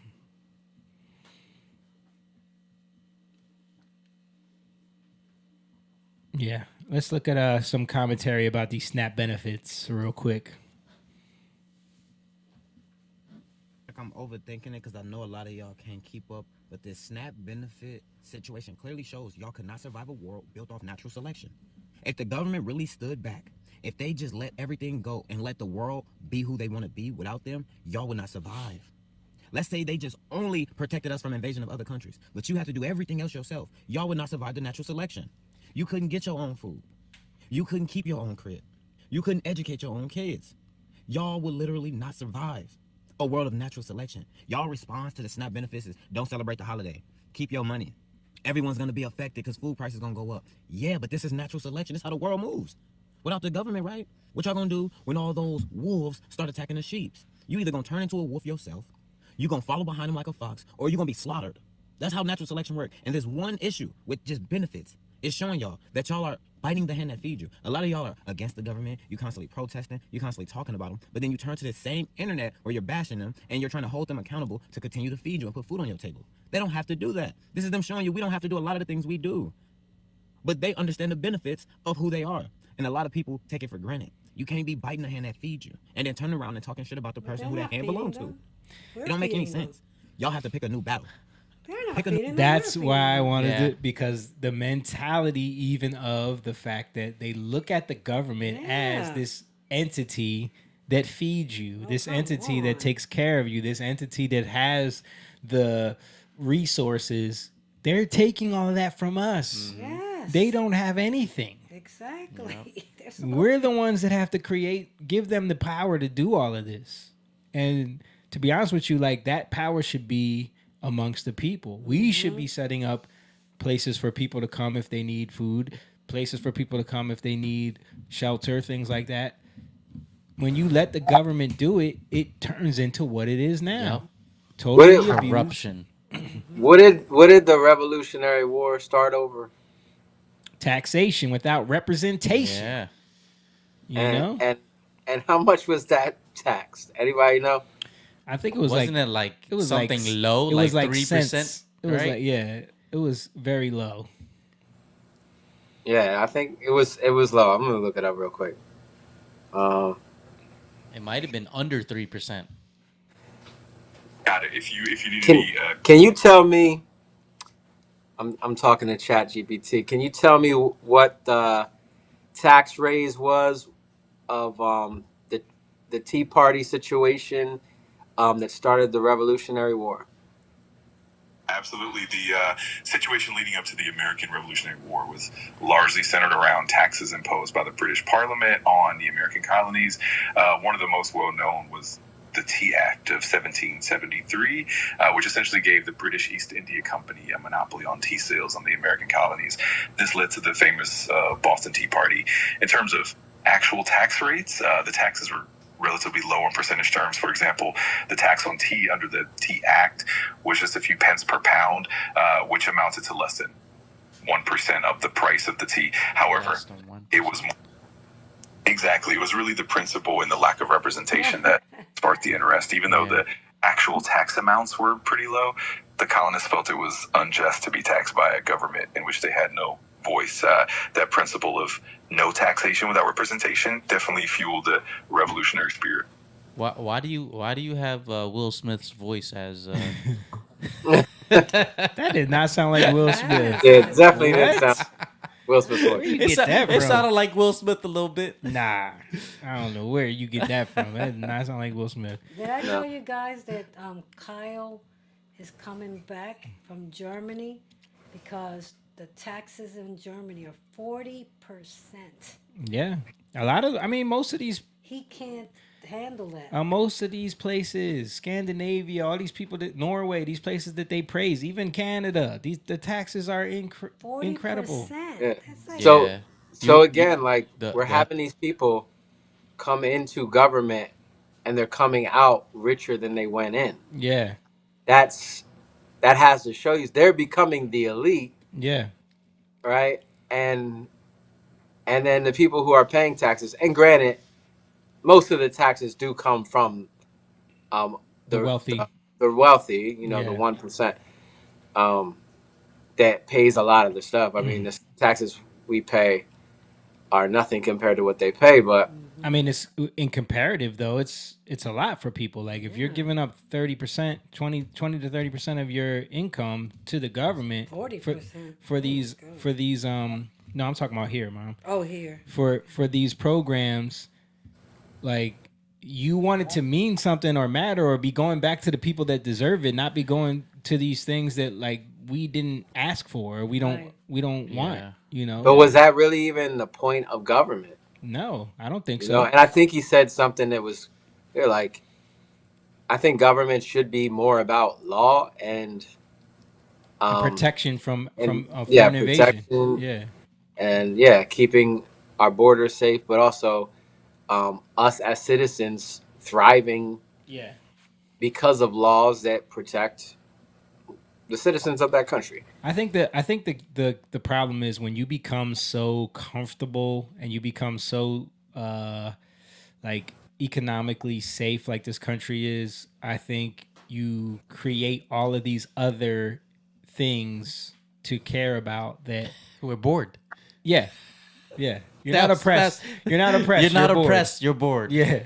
And you create all of these scenarios where we should be doing this or we should be doing that. And then it just allows the government to continue to get bloated and bloated and bloated. I mean, you got Nancy Pelosi, one of the people who she's got a better stock record than Warren Buffett. She's worth hundreds of millions of dollars, and she's ripping a fake plastic crown to pretend like she's protesting against Trump, who's some kind of dictator and king. Meanwhile, she just enriched herself off of this country for over 40 years, to the point where she's got generational wealth for her family. Her freaking nephew is the governor of California.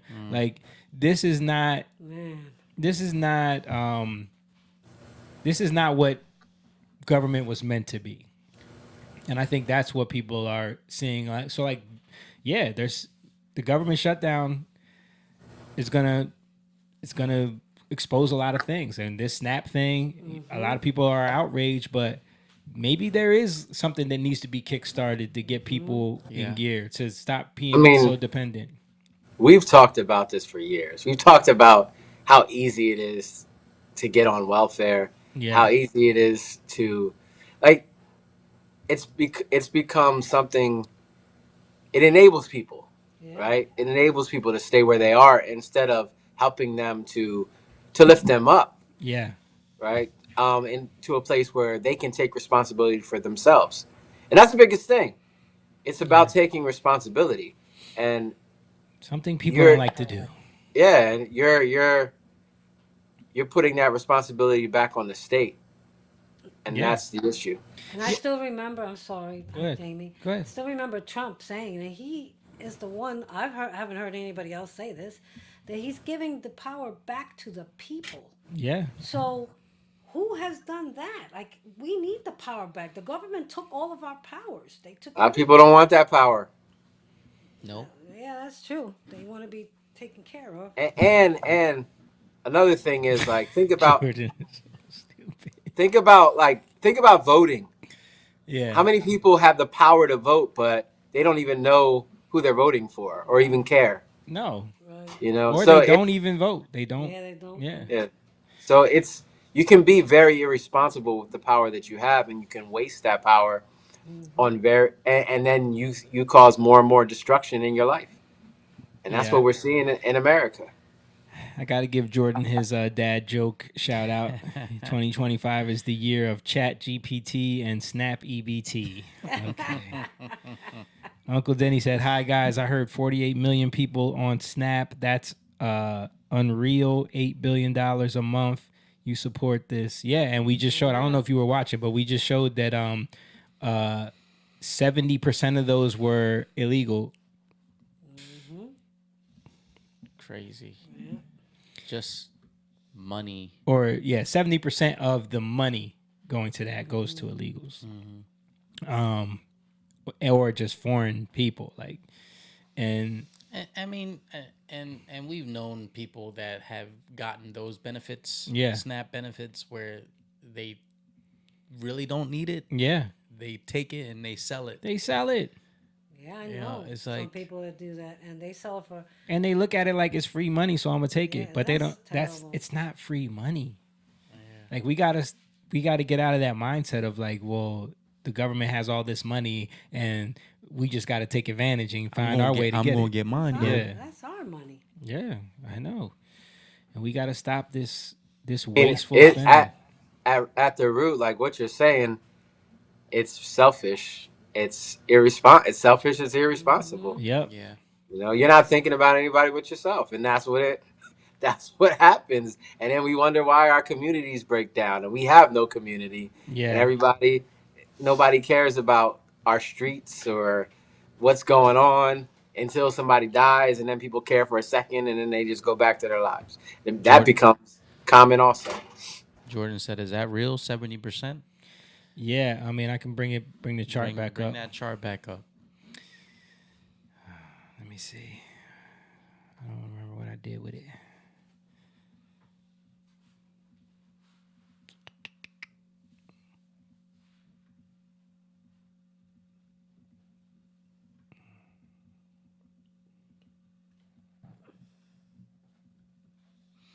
All right, here we go. So America spends 7.8 billion monthly on SNAP. If illegals were removed from SNAP, the cost would reduce by 70%. And there's the chart here showing. This chart is from the 2025, the Personal Finance Wizard LLC.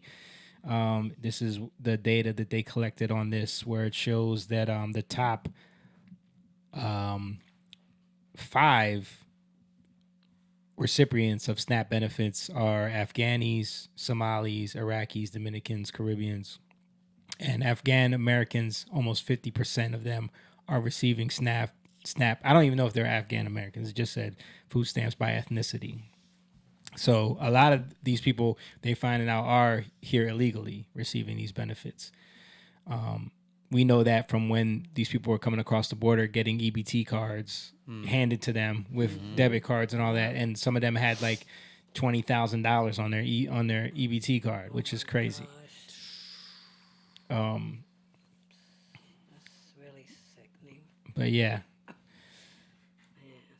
let's show someone else talking. How many people in New York? Wow, that was loud. He's talking about exactly what we were saying.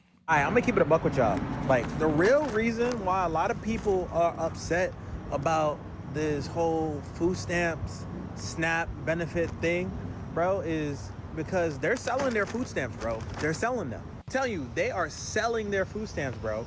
You know how many people in New York and other states right now are going to the corner store, the deli, and they're selling their food stamps, bro? They're selling, that's why they're getting like $4,000, $3,000 in food stamps, and they're selling it for cash. They'll get $4,000 in food stamps, and they'll just take like $1,000 in cash. Like, bro, like that's happening like everywhere. That's why they're mad. That is exactly why they're mad right now. And you know the thing about it too? They will never admit to selling their food stamps. You know what those corner stores will do? What? They'll go right on to Walmart.com and order a bunch of stuff and put it right in their stores. That's what they do? Yeah. Wow. That's wild.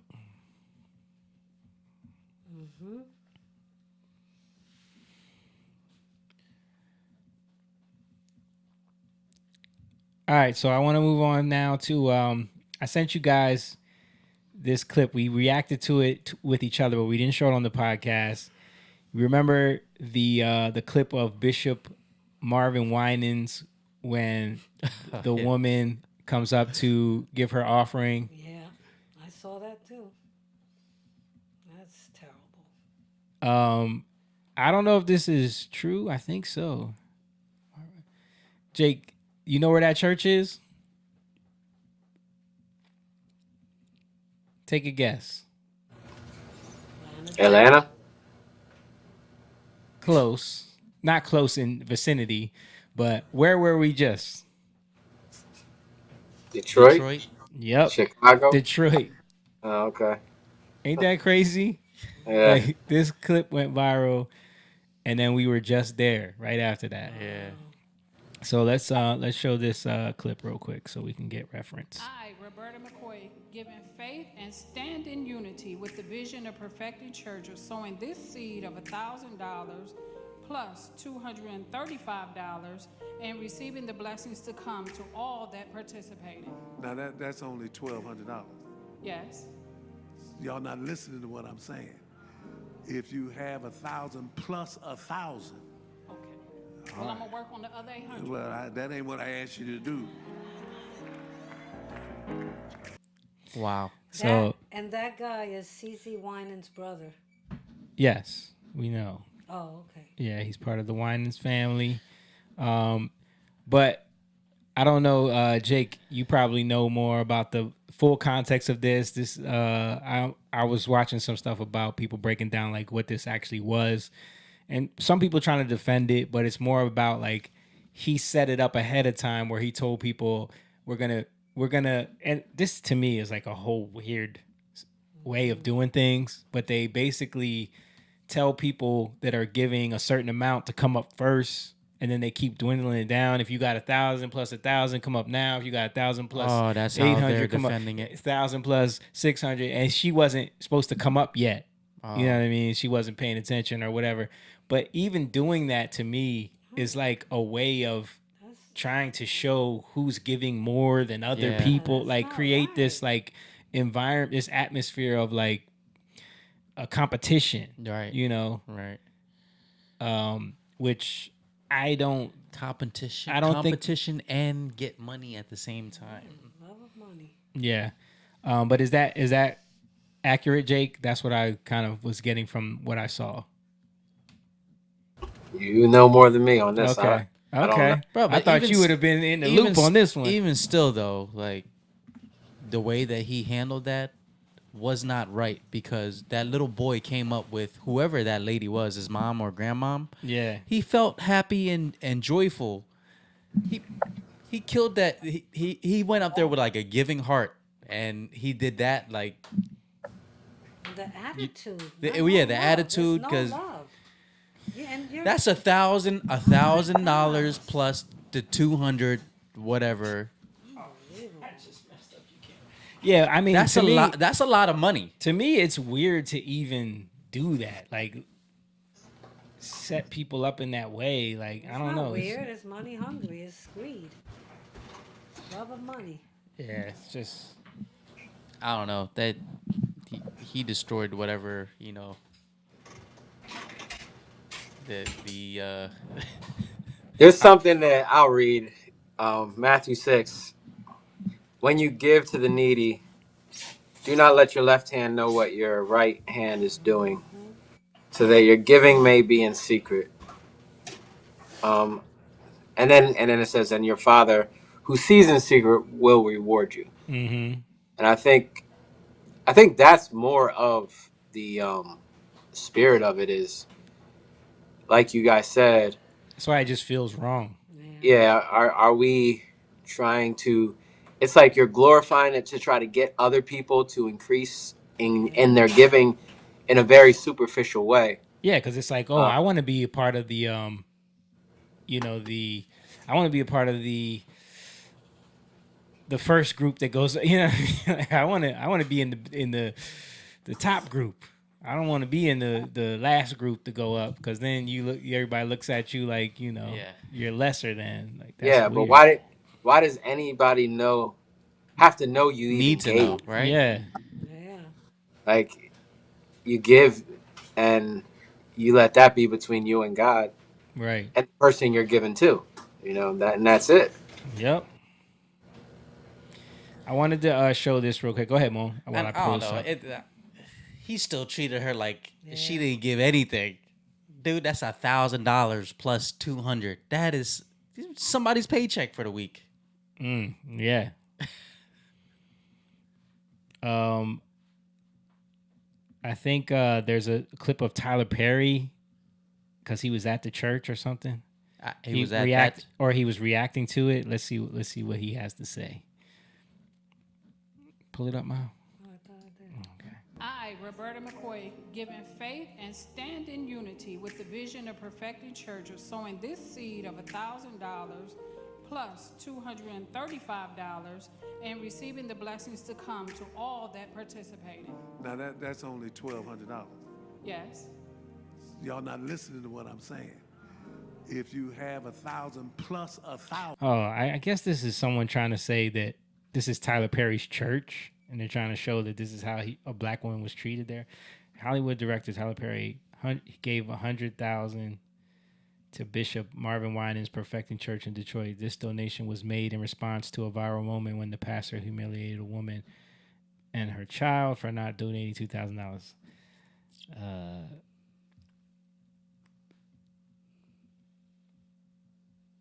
Yeah, I guess they're saying that he decided to give $100,000 after this happened, but then he's always talking about how he cares about black women. I don't know. It's a mess, man.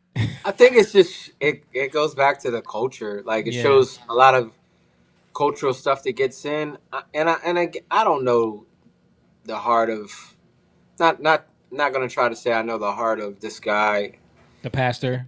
Yeah, but I do know that a lot of these types of churches, not all of them. So again, I'm not, but there are a lot of churches like this to where they find ways to get people to give more.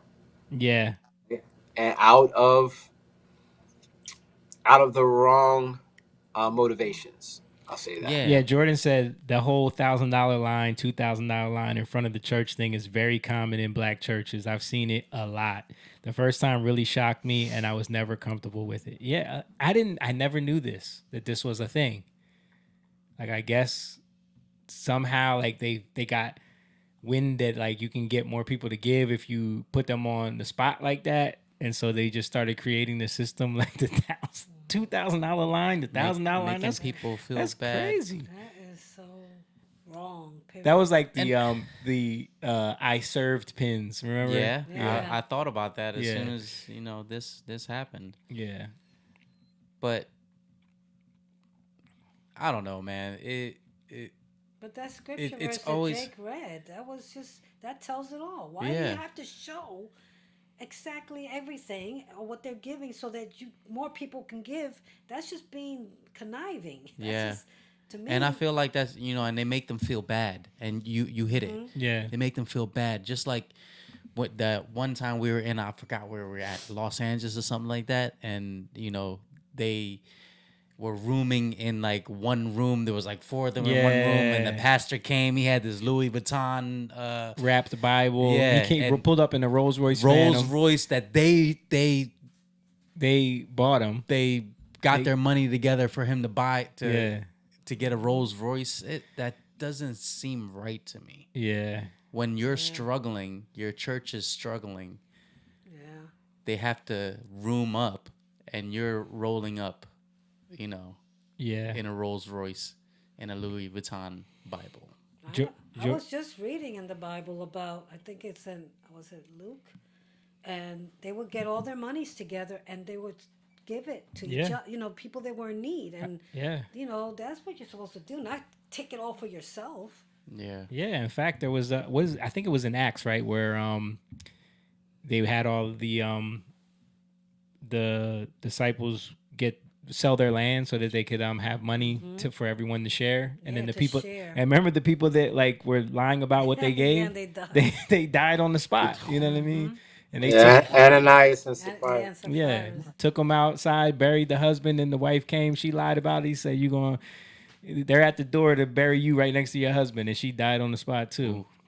Like, imagine if that would happen now. Yeah. So maybe that's the way they justify it, huh? People ain't giving what they supposed to give. Get in the $1,000. Oh. Now, Jordan said in a lot of Calvary Chapel churches and Presbyterian churches, they just have a tithes and offering box with a slot in it set off to the side somewhere outside the sanctuary, the complete opposite. Yeah, I've seen that too. Yeah. Yeah, I mean, giving is good. It's not a bad thing. People should give. Right. Excuse me. People should give, but you know, when you manipulate it, it turns into something else. You want people to give from their heart to God, to other people, but you're doing it to God. Right. Yeah, I saw this other clip go viral where this pastor is explaining why he keeps his Bentley parked inside the sanctuary of the church. You saw this, Jake? This Bentley that I park in the church is not just for me, it's for the church, it's for us. Can we drive it? No, God wouldn't want that in Jesus' name. Can we drive it? No. Oh my God. God won't want that in Jesus' In Jesus' name. Wow, he's blinged out. He's blinged.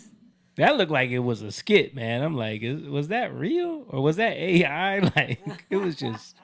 That couldn't have been real. You think it's AI? There's so It much might be AI now. because AI is so good now. So much, yeah. That couldn't have been real, man. I don't That's too. It's too bad. Let me ask Grok if this is AI. It'll tell me. Can we drive it? No. God wouldn't want that in Jesus' name. Oh my gosh. Yeah. You saw that, Jake? Yeah, I saw it.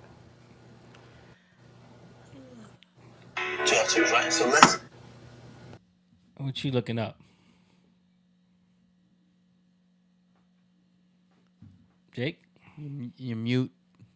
Did you figure it out? I was trying to see if Are it you was trying real. to see if it was AI? I'm Yeah. gonna see. I'm gonna wait to see if Grok responds to me.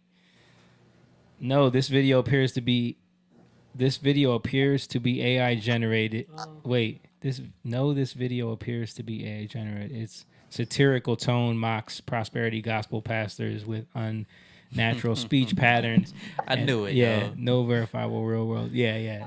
Me too. You It was can't- too. it was too It was good. too much. It was too much. Like there's no way that could be real.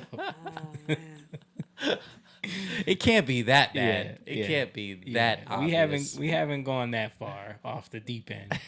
But yeah, the sad part is we had to check. The sad part is we had to look it up to make sure because yeah, that is insane. Jake, you wanna show these some of this conversation since we're on the topic, the videos that we had with Kirk Franklin's table talk thing? Yeah, we could do that. And we'll wrap it up after that. Okay. So talking about, the church and conversations and all that stuff. So this was Jake had sent this last time we did the podcast, but we didn't get to it. I am a little nervous. What do we? It's just black men talking about their trauma and growing up in church. It was Ray J, NLE Choppa, Jonathan Majors, and who's this guy in the first clip here, Jake? You can see him on the screen. I don't remember his name. Doctor something. He's like a psychologist. Okay. He used to be an NFL football player. Oh, Moan, you might know. Very short time. Okay, never I mind. don't recognize his face at all. Okay, well, let's see what he has to say. free agent in the NFL, got sent home, went home and attempted to take my life. So I was a cutter. My dad was a pastor. My parents divorced, and I started cutting at 13. And every time something would happen, I would always cut. And it was funny because well, not funny, but my sister saying, I always wondered what was the marks on your arms when we would come see you in college, because to understand self-harm is that I was allowing myself to cause physical pain to numb the pain that I was dealing with on the inside. And then my second suicide attempt was a drug overdose. That was several years later, which after surviving miraculously, which is how I got into going to therapy, because I stood at the altar a bunch of Sundays, Kurt, and I got prayer, and sometimes deliverance works in an instant, but true healing takes place through the journey of understanding why was I cutting, what was the pain connected to it. Understanding it. What makes you happy, King? Man, I'm gonna be 100% honest with you. That's refreshing to hear, man. Talking about no kings protest, but this is all about kings. Oh. This is all about kings, and they call each other kings the whole time. Jake, I feel like what he's talking about, that has to be tied to something demonic. Like if you're cutting yourself, Definitely. you Yes, can't, definitely. like just saying, you have to psychologically figure out where the hurt comes from. I feel like that's not getting to the root. Well, it's excuse me. Sorry. A lot of this stuff comes from it's all agreement. If you look at the Bible, it's altars of agreement. Where altars are to come into agreement with the spirit realm. You can make altars to any god you want to, but there's altars in our hearts. So you can, when we have traumas, when we have things that we don't know how to deal with, and especially when we're like, so our parents are supposed to be our mirrors, right? Yeah. And when we don't have parents that mirror Christ, and they're mirroring back to us trauma, and it's conflicted because they're saying one thing that they're like, his father was a pastor, right? Yeah. And I don't know if he goes into that more. He did, but I don't know if I clipped any of that. But the relationship between him and his dad wasn't good. And I think if we don't get the mirroring, and that's how we learn from our parents, we're gonna attempt to mirror in other ways, right? We're gonna look for other things, and we're Right. gonna create these false understandings, and we're gonna make agreements with false gods, right? False demonic things, and then we're giving power over to those things. Right. So, I mean, that's just the basics of how the spirit realm works. It's we come into agreement with things, and then it has access in our lives. And cutting is just one of those manifestations of a demonic agreement that you can make as a child. You can make these things through deception. And think about it, like when you don't have anybody really, if you're not really listening and watching over your kids can be getting thoughts and coming into agreement with things that you don't even know they're coming into agreement with. And Yeah. if you're not challenging them in a loving way and in a righteous way, they're just going to accept those things. Right. And then later on, as they get older, it'll come out eventually because it always manifests. All right, let's keep going. For real, man. Glad you overcame that, man, because one of the greatest gifts God give us is life. And that's one of the main things he's been teaching me with. I think happiness, people trying to seek happiness in the wrong places, it just comes from gratitude.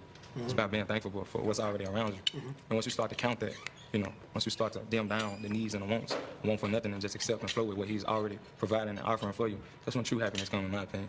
One of the main things God told me is the greatest gift is life. I relate to that. I've tried to take my life before. My daughter, when she was being conceived, she gave me something to live for. So, happiness does come from the What took you to that point in your life where you felt that space where you tried to even take your own life? Man, it came to a space to where I had everything I wanted, but nothing I needed. So it was like, everything of my wants, it was reachable. Money, cars, clothes, women, of course, all the things that's in the other side of the promise. How old are you? I was around 17. This was like after I had blew up. Around 16, a few months into me blowing up, receiving breakthrough, it started to become a point to where I started to veer a little left. You know what I'm saying? I always relate to the book of Job. You know what I'm saying? I feel like at the end of the day, it was just everything was a testament to faith. But the attacks, they started to increase, but still my faith never changed on, who the ultimate provider was, and that's the Most High God. How do you guys feel at the table? Has everyone at the table ever had that space outside of Doc and NLE? Have you ever been to that space where you ever thought about suicide as black men? Yeah, absolutely. I was on suicide watch. I'm recently married. There were times when we never spoke about it, but she never left me alone. And I never let myself be alone. Because we had spoken about that, and I put it to her very straight. I don't know, I just don't want it. Talk about life, I just don't want it. I just don't want. What brought you to that place? Isolation, right? Ostracism, humiliation, abandonment, and the funny thing about that is that, we got a doc here, so I've learned that those things and having an event happen to you and getting arrested or, losing a job or you know, having to rejigger, you think that's the thing that gets you, but it's usually, I found for myself, it was something way back, that kind of had my mind in a certain space, you know what I mean? And yeah, I mean, drug overdose, yep. Wow. Damn near lived on a roof, just plenty of, I don't even smoke cigarettes, you know what I mean? Plenty of cigarettes and whiskey, I actually wrote a letter. Yeah, I've done the whole thing and been there. Just the courage you have at this table, though, man. Just the courage. It's not, it's precious, right? Like, life is precious and it's deep, but there is a level of, like, I don't really care. Yeah. You know what I mean? Like I've reached a point now where it's like, I really want to care. You know what I mean? Like, but I don't care. But you said this at the top. We as black men have to talk about mental health, right? Like, I agree. But we are all born into a society in which our narrative, right? Our narrative as black men, we're born into a narrative that puts us downhill. Yeah. And then you end up having to pretend that you're somebody that you're not to get through certain doors that I got through, right? You don't get through an Ivy League door. Yeah. Behaving a certain way, thinking a certain way, or letting people know you think a certain way. That didn't happen. Yeah. Both of y'all brothers shared, you shared what you almost did and you did not. I'm curious what brought you out of that. Like, how did you, what was your thought process to be like, I don't want to do this anymore, I want to live, you know what I mean? Like, how did you, because I imagine those things don't just magically go away, and that thought might be in the back of your mind. Like, how do you process, how do you pull out of that? Yeah, that's a great question, Kev. I think for me, NLE and I was talking about it earlier, right? He was talking about how his daughter, right, has given him a reason to live. And I think for me, having an encounter with God after I survived, because most people don't survive the drug overdose. I mean, the stuff that I took, and man, some of everything, man. So my football injury was a nerve damage injury that I had to my pudendal nerve down the lower part of my back. It was so damaged that I'm just being vulnerable. I couldn't get an erection. At 25 years old. Wow. So it was either do open back surgery or to try some rehab from a doctor that I met in Houston, who was the only doctor that can help with the nerve damage without surgery.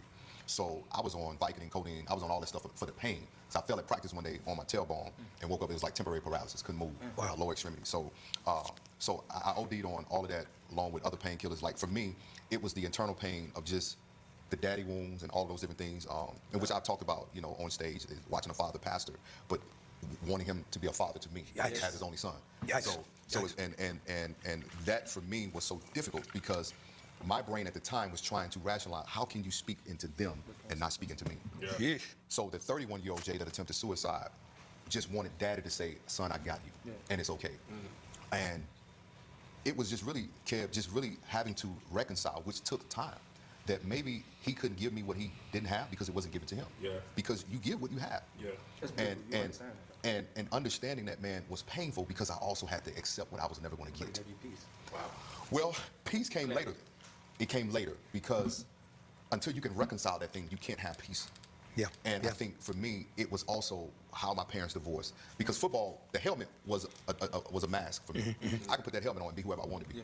And for 60 minutes, I can just release all the rage, the anger. Yeah. And I'll never forget my coach, physically, hit you. Yeah. And I remember my coach asking me, he said, what are you thinking about when you're out there? Kirk, this is no lie. I never saw an opponent's eyes. I always saw my father's face. Wow. And for me, that pain drove me. But here's the issue, that when we don't have a place where we can release that pain, we begin to harm ourselves. Yeah. So in that... That's wild. That's wild. So his father, being a pastor, he felt so disconnected and felt all this pain from that man. I don't know, like, it just, man, listening to these guys talk, like, it's a lot of hurt and trauma. Man, yeah, a lot of trauma. Like, men are messed up, man. Like, and this is what creates the environments that we're in now. This is what creates a world where it feels like the women are leading. It feels like the women are telling us what to do. They're chastising men for not voting a certain like way. A black woman. Woman. Right. Vote like a black woman. And you got these effeminate black men trying to tell black men what to be. Like, But I said it, I think a couple weeks ago, about this is the way you destroy a community. This is how communism came in. You have to deal with the fathers. You have to deal with the men first. And how you do that is you weaken them by not speaking to the men, but you actually deal with the women that are married to the men. You deal with the women that are dealing with the men, and through that you can bring a separation.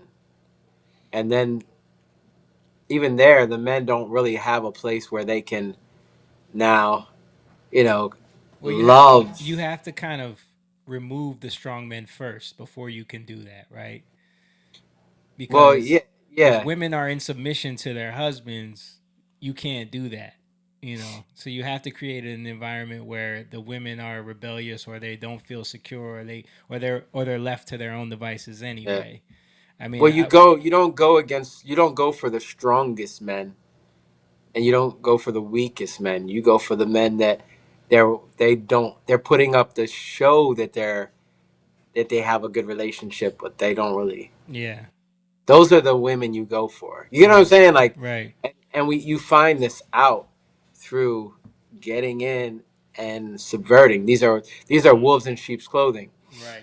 And again, then the next generation of men are raised by women who they think are loving, they think are the best moms ever. They think are, my grandma was a praying grandma. I'm not downing that. What I'm saying is, but a lot of times those grandmoms never had their husbands there. Yeah.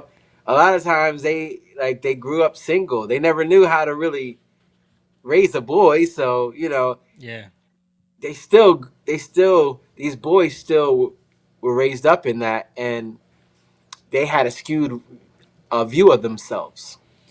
Yeah, not only that, they don't understand how to deal with their emotions. They end up taking on those feminine traits that manifest themselves in terrible ways when you got men trying to find their place in the world but don't have the tools and equipment to handle it. And then you get environments where, someone will shoot you for disrespecting their name, you know what I mean? Yeah.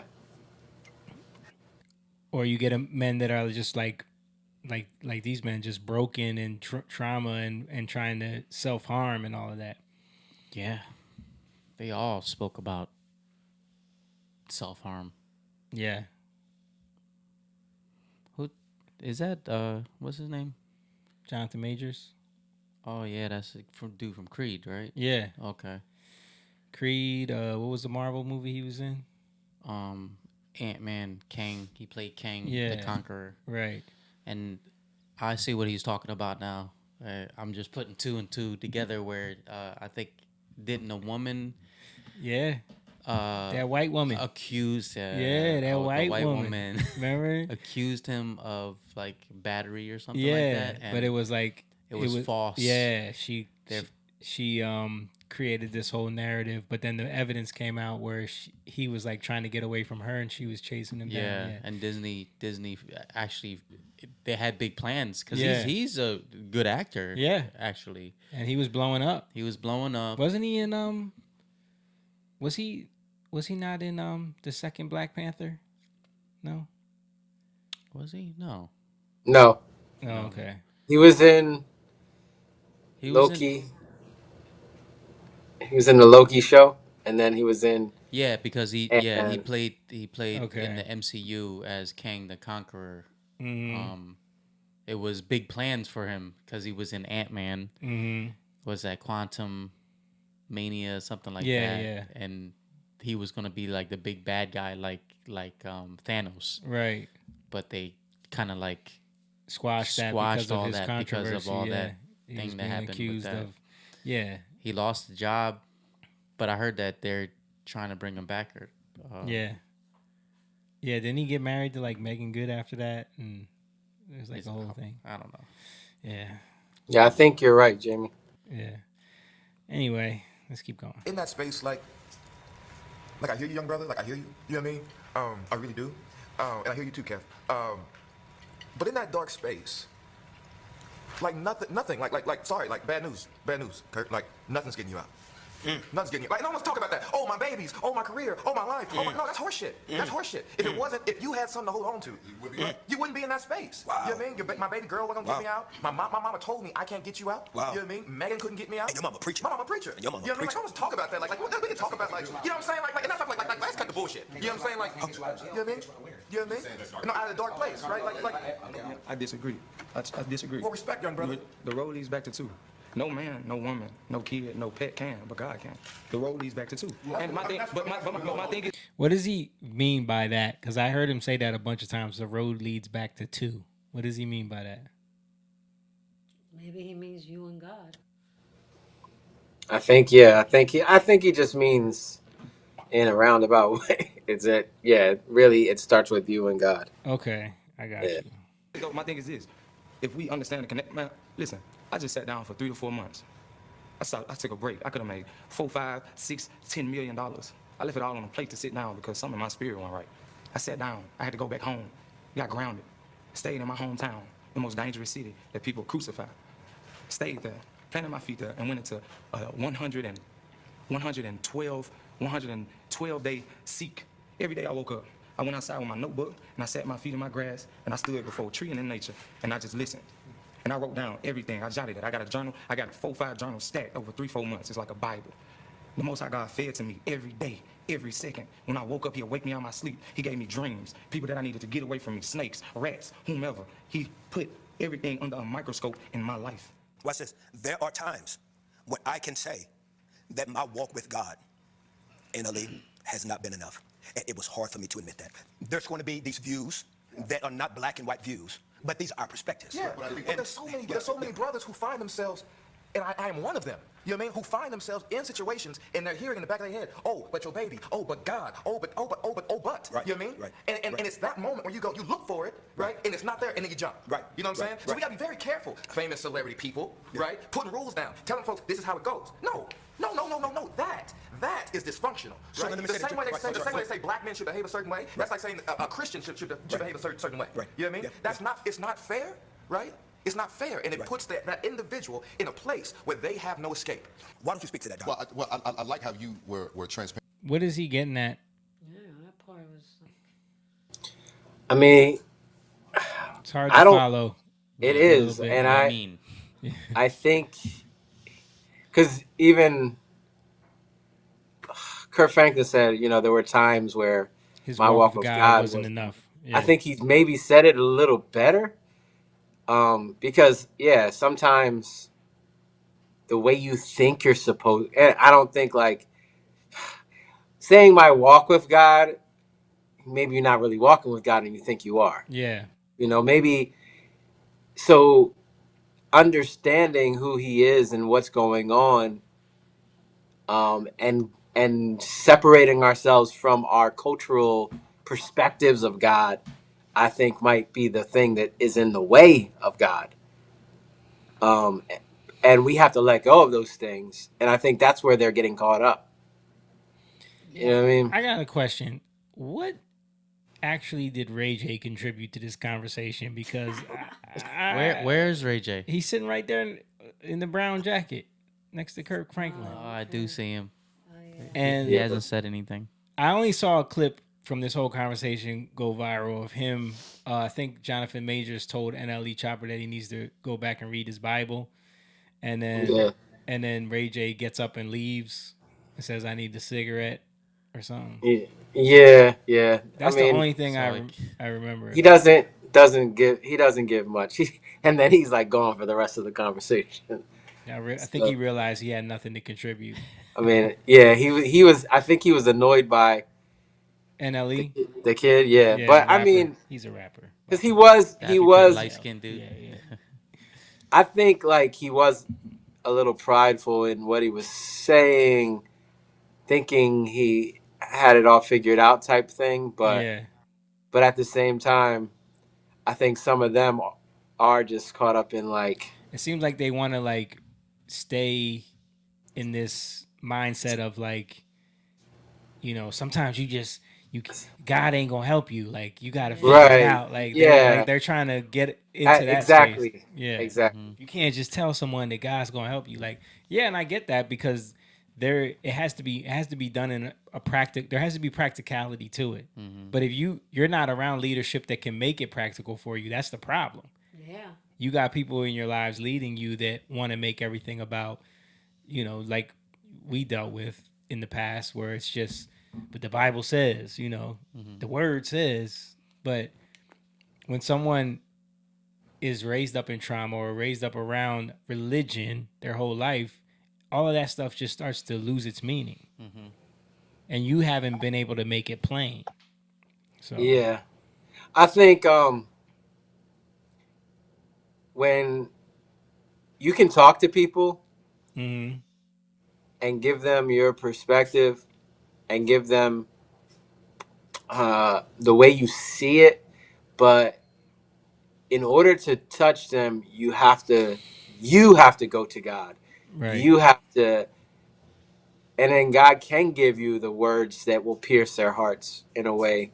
I do believe that, in a way that can get through everything that all the walls that they have up, right? Yeah. I've experienced that in my own life, but you gotta love those people. I think we get caught up in, oh, you're not doing this, well then you ain't really, you're not really serving God or You're not really whatever. Christian. Yeah. Do you think? I'm Go ahead. sorry. Do you think because I've noticed that the NFL dude and Jonathan Majors, they both said that their parents were my mom was a preacher. Preacher, my yeah, my my father dad. was a preacher. Do you think that they developed some animosity because maybe they saw Flaws, flaws and hypocrisy, hypocrisy yeah. from Probably. and they made them not believe? Or I think sometimes maybe you get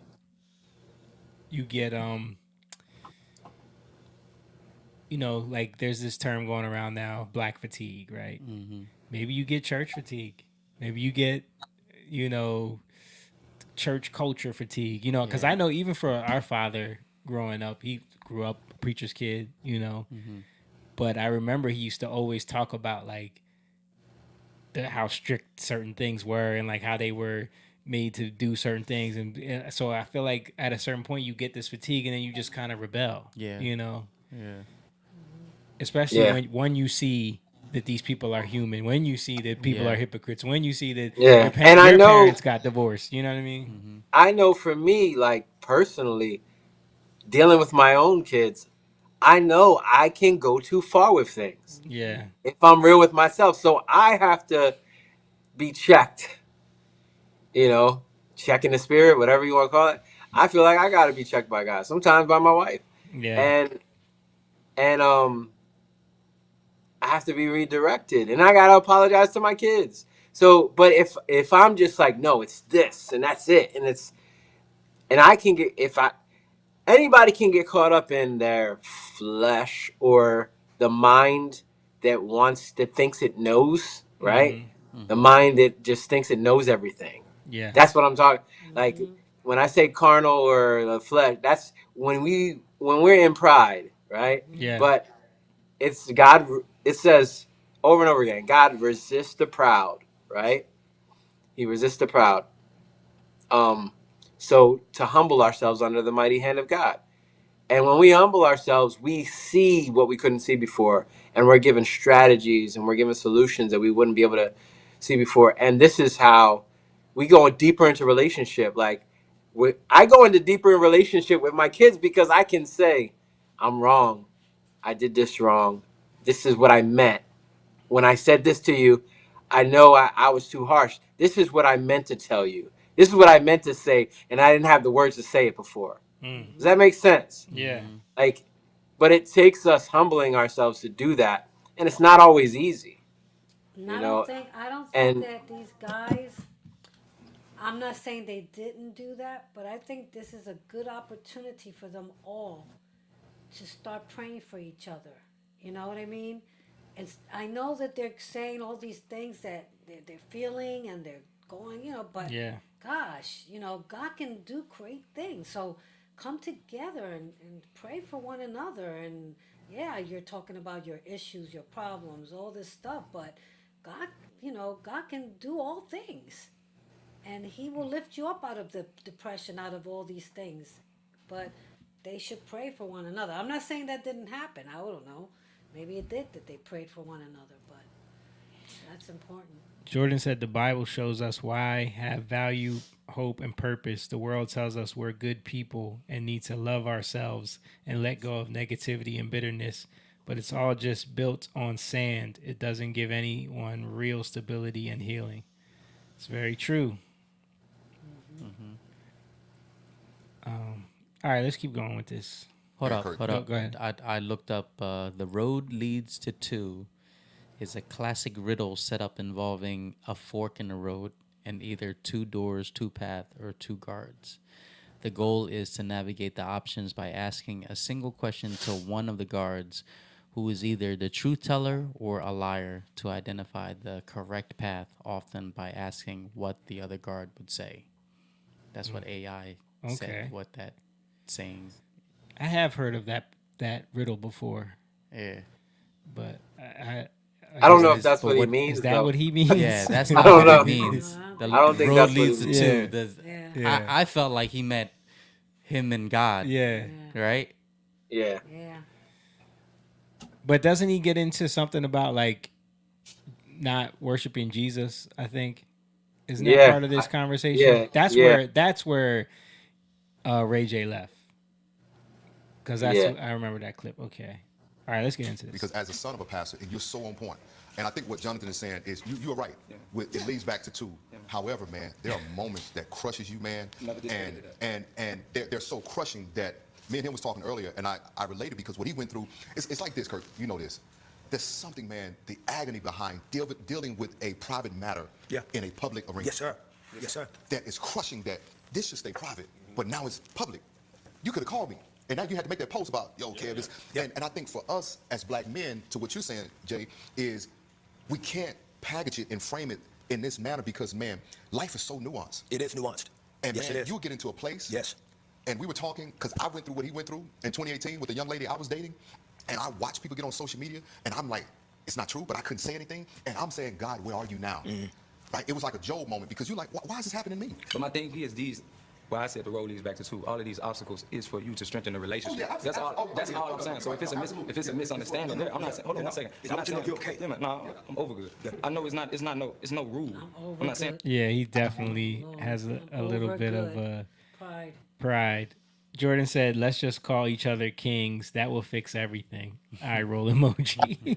What is the name of this podcast? Men of Kings. Is that what that says? It's kind of blurry. I can't tell. I can't see it. Yeah, Men of Kings, I guess. And that's the thing. They just call each other king the whole time. Yeah. It's okay. That's when it's okay. Because one thing me and Kirk is a firm believer of is no man of perfection. It's only a man of progress. Right. My thing is the things that I went through. Same thing you went through, same thing you went through, same thing you going through, same thing you go through, same thing. No matter what age or none of that shit.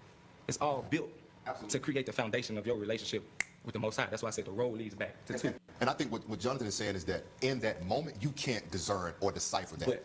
Right? It will lead. In that moment, you can't. No. But if you keep... Den of Kings. Huh? Den of Kings. Den of Kings. Okay. I think I'm a church kid, and I'm 42 now. And I'm a church kid in the sense of like, there was nothing else. It is just Jesus. There's no medicine. There's no therapy. There's no divorce. Somehow, if your husband's beating you, God's gonna, like everything is God's gonna do it. God's got a plan, right? That's all you That's have. what you're dealing with at the table in LA. Yeah. See, No. in LA's defense, let me just say this. But I'm not religious.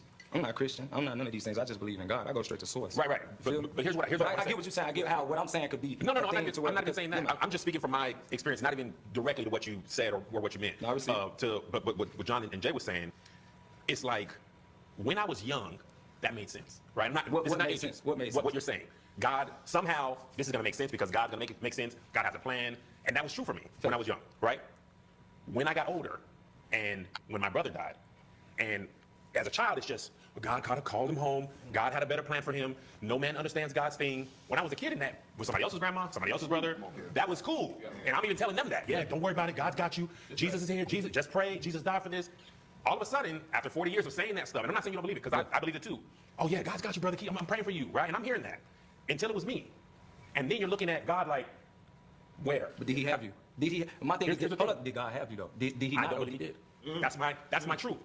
You said you didn't know then, or you still don't know now? Still now. You don't And know. also, You hear what he said? Yeah, he I don't said, know. I don't know that he did.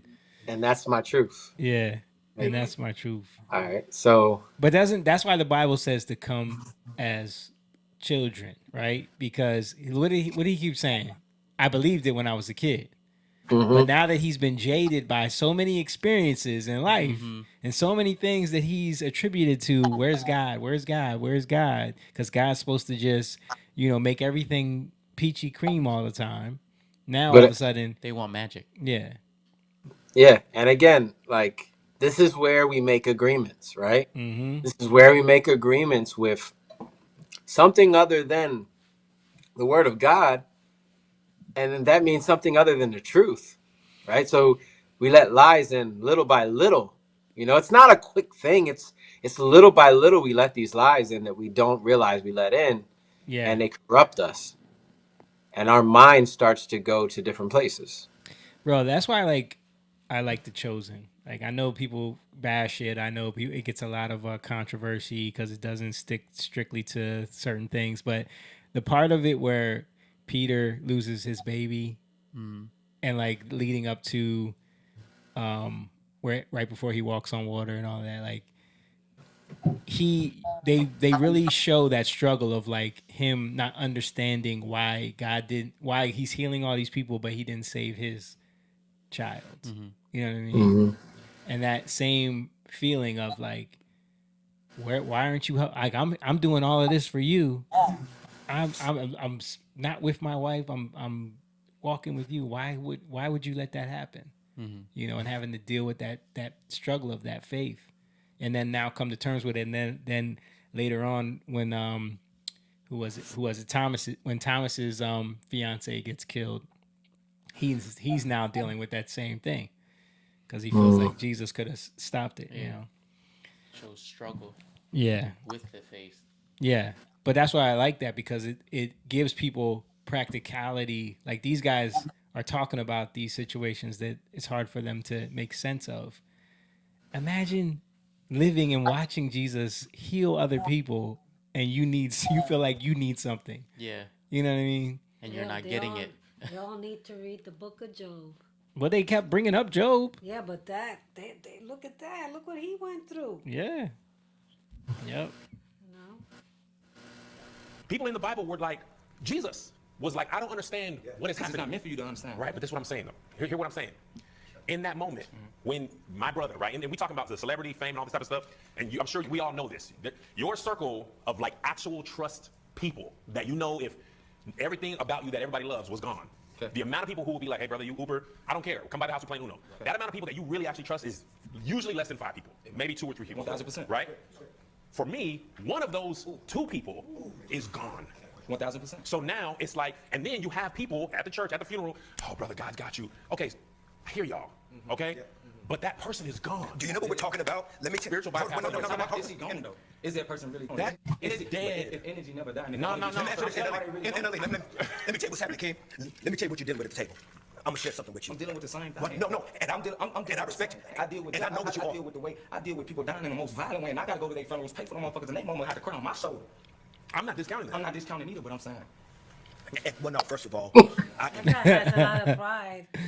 Man. Wow, Yeah, he can't have like it seems like they're fighting over disagreeing over this. Like, yeah, he wasn't even coming at him though. Yeah, he was just telling his perspective on how he feels. I guess he's feeling like you think I don't know what you're talking about or what you went through, but I go through it all the time.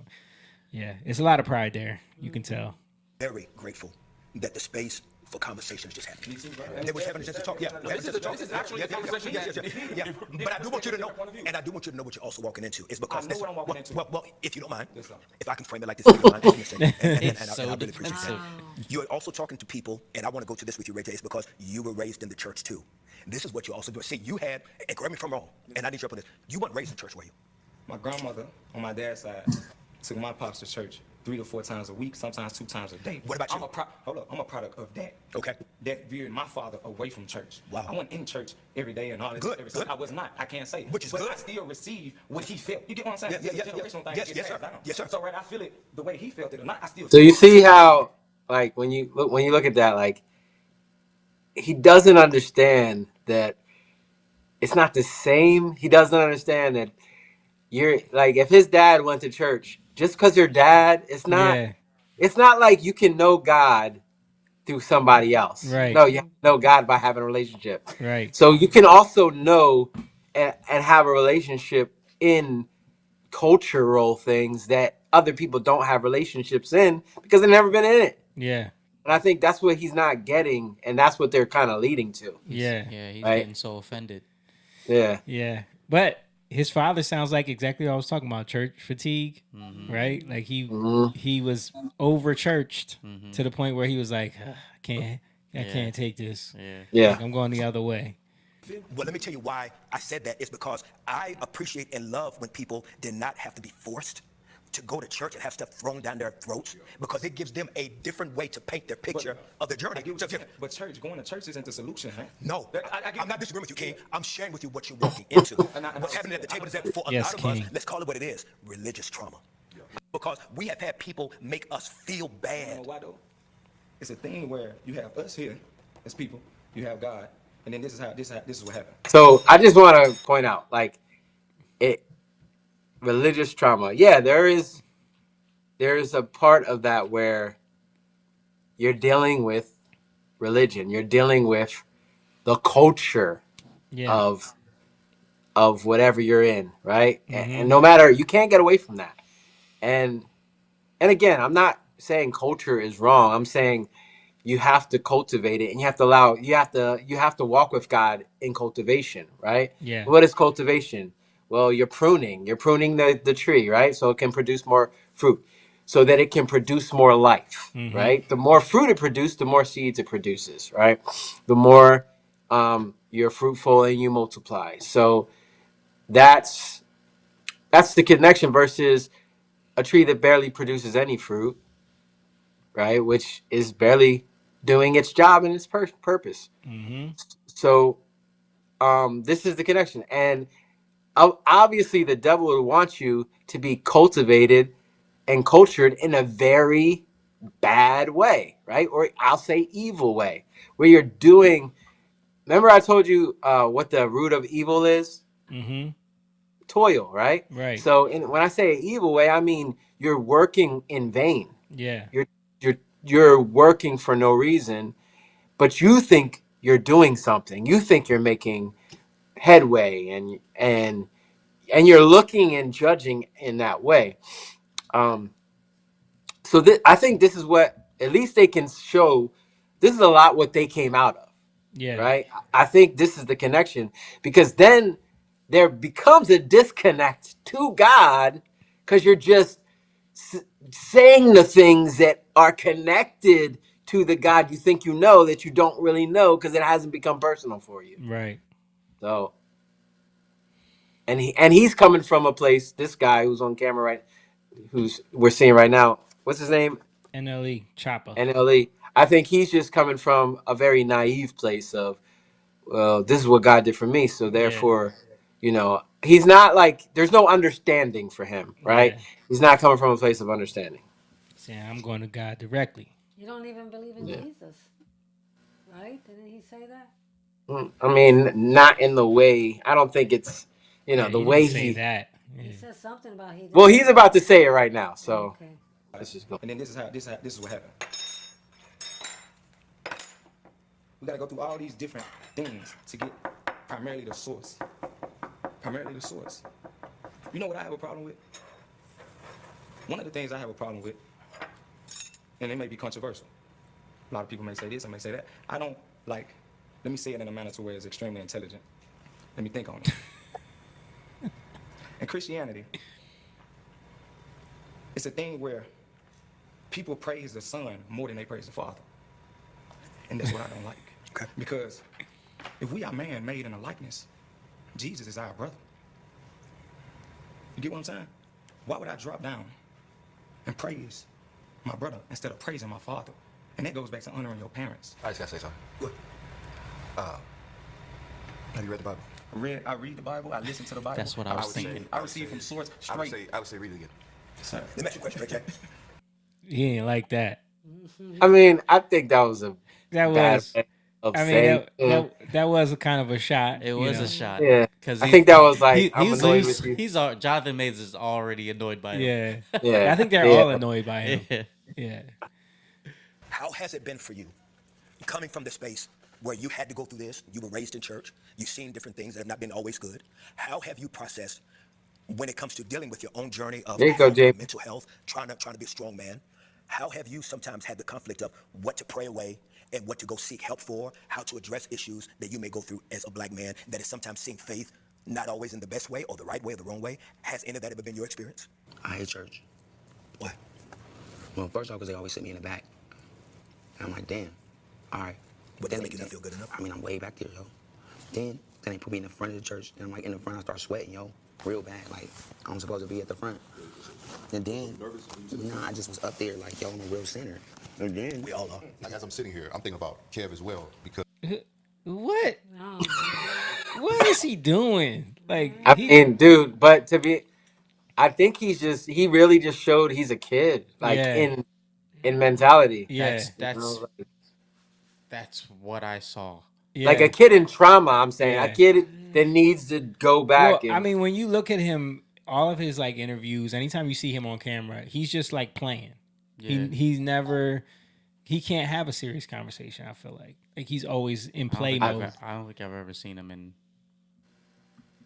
much. Yeah. I think that's probably how he got his attention. I mean, if you think about Brandy as a child and she's blowing up, and then he's thinking, how can I get attention from my parents? You know, he's gonna do, but he's gonna be the. I'm gonna be the clown. Yeah. Exactly. Yeah. But I think he's stuck there. You know. Yeah. All right. to watch Kev have to mourn his brother, who I knew that they were so close. This was also his manager. But was it any like when your brother passed away, any malicious stuff that happened? Like what was it? No, so this is the part that feels the most cruel about it. He had cancer, and at the time that he was diagnosed, they were like, this is like a terminal cancer, 5 to 7 years, right? So man. Lost my grandfather to cancer. I'm sorry, man. What makes it worse is if he just got cancer and got sicker and died. Okay, that's what cancer does. You understand that. He got cancer, got sick, and then got better, to where he was back to where he used to be. So we were on a book tour, and I saw him in Houston. We had dinner. Everything was normal, and the night before he passed away, we were texting and calling. And everything was great. The day he passed away, we were talking. We were texting. We were talking about sports, and then my sister-in-law called and was like, "Your brother had a seizure," and I'm like, "What?" I still had my phone in my hand. I was like, "I'm just talking to him," and I was so disoriented that I had a show that night. And I was like, I came home and I was like, "I'm gonna go to my show. He'll be fine." And my wife was like, "I'm gonna go to Houston. I think you should come." And thank you. And I'll never forget this. We're flying, and my nephew called me on the plane, and somehow my phone still rang. And my nephew told me on the phone, he's gone. Wow. This was the last time he was alive. I talked to him the night before. We made the New York Times bestseller. Look, thank you, Richard. So it's the highest high. Like that day is the best day ever. Because it was like we did it. Everything was like we wanted to do this. We wanted to make all this stuff happen. And we did it. And before we could even celebrate it, you're gone. Jeez. And then all this stuff starts happening good. And it's like, bro, this is what we worked for. All the stuff, the shows, it's just like, there's times where I go to text him or to call him and it's like, your brain doesn't remember. So, like even what's happening right now, do you guys think that there is another medicine out there, Jonathan, that we're not even realizing they can also be part of the healing for us as black men? And it is the lack of sometimes affection that we feel that we have not been prepared to give each other as black men. Like, I'm gonna tell you something, and I said this earlier, you know, I'm not ashamed to say, man, that I would love to have known what it feels like to have a father hold me or have a brother hold me and embrace me when I'm weeping tears. And I think that there's something therapeutic about that, but because the culture has always put us against each other, you know, that do you feel, Doc, that we're missing these opportunities to even help heal each other by embracing each other in our darkest moments, to just let each other know, I see you, I got you. and we're gonna be all right. Like, do you think that there's something we're missing in this alpha male, this toxic masculinity that we're dealing with more than ever in our culture? We're missing connection. Yep. And you see how the air changed? Yes. As Kevin was sharing. And I'm sitting here and I can feel this energy because, to be honest, Kurt, we don't even get the opportunity to grieve properly as black men. Or even how Ray J even got up and just showed him some love. It's like, you know, we don't get those moments. We don't get those moments. You know, when I saw all of these guys, I made it my point to acknowledge his transformation. Yes. I made it my point to acknowledge his perseverance and to speak life into him. Made it my point to talk with him and to share with him, Ray J. And because when we lack connection, man, we limit ourselves from having the human experience. Yeah. We need connection. We need affection. I made a post, or it wasn't even a post, I was on a podcast, Brandy Harvey's podcast, and I talked about how study shows that boys need more hugs than girls. Not because they need more love, but we're usually underdeveloped emotionally as boys because we don't get touch, we don't get affection, we don't get I love you and look you in your eyes and not be able to say, you know, no homo. It's no, I love you, man, and pause. It's like we don't get that. And man, the internet told me up. The internet told me up because it was like, oh, so you saying? I said, no, that's not. The study revealed that because boys are underdeveloped psychologically and emotionally, because we've been told, man up. You better not be no bitch. Yep. Don't you cry. But at the same token, we so far away from how we originally were supposed to bring up black men that we don't. A lot of black men don't know. And they don't know. Share more with that as a young man with that perspective. And I don't call no YNs, but when I walk up to a young king, it's always black man, good brother, young king. I love you, man. Respect. And I've seen, man, and most times when I'm through the airport and somebody stop me and say something, I embrace them. And they'll say, brother, thank you. Because usually, Kurt, it disarmed them from having to armor up. Because usually when brothers go into any space, we're armored up. Okay.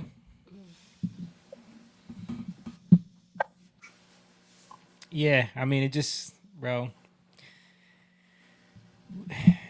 the community needs a lot of prayer. There's a lot of trauma. It's a lot of, like you said, they called the church trauma. I called the church fatigue. I think there was a lot, like in the culture, there was a lot of that, like the elders, people being felt like they were forced to be in church all the time in these, and the church environment. I mean, when you're watching people line up for $1,000 line, the $2,000 line, and you're watching all this stuff happen, and then it's very superficial. Yeah, and then you're looking at what's going on in the community. You're looking at what's going on in your family. You're looking at, I mean, it's no wonder that everything is so chaotic. So yeah, this is definitely like watching that conversation was just like, damn. Yeah, it really shows, man. I think it's an epidemic, and this is why I say like we have to pray for people. You know, you can't see this and just be like, you know, man, look at these people. You got to pray for people. You have to genuinely want people to be helped and to grow. That's why when I was listening to these people, I just kept feeling that. Where's the praying? Pray for one another, you know? Yeah. Lift each other up, you know. I don't know. Right, but again, in order to do that, that has to be practiced, right? In order to understand how to do that is what I'm saying. You have to practice that, and it has to be cultivated. So, you know, at least one thing I was thinking about is that if they didn't have the NLE, is that his name? Yeah. They didn't have him on there, they might not have had the conversation that they had, and it might not have went viral because they probably would have just went surface on it. I don't think it just been a whole bunch of trauma talk, like yeah. But I think even in his naivete and you know, some of his pride, but it actually brought it to other places that it might not have gone. Yeah. Like maybe Kevin, what's his name? Kevin Talks or something like that. Maybe he wouldn't have come out with what he came out with, you know, and said what he said. Kev on stage. Kev on stage. There you go. Yeah, man. All right, let's wrap it up there, guys. It was man, it's a lot going on. We got to a lot of stuff. I appreciate everybody who's been watching. Shout out to those that have been chiming in, adding comments. We appreciate you guys. Listen, if this is a type of conversation you want us to keep having, make sure you head on over to those links in the description. Support us on the Patreon. Support us on CashApp if you want to throw a little donation to the cause. Don't forget, Get the merch at the merch store on our website. Link is in the description as well. And we got a show coming up on Saturday, November 1st, City Winery in Philadelphia. Get your tickets now. Find those links on our website and also at citywinery.com/Philadelphia. Appreciate everybody. We love you guys. God bless you. See you next time. Peace. Love you, Jay. Good night. Young lion, go live, yeah. Young lion, you rich, yeah. This kingdom has room, yeah. Go and fight people ill.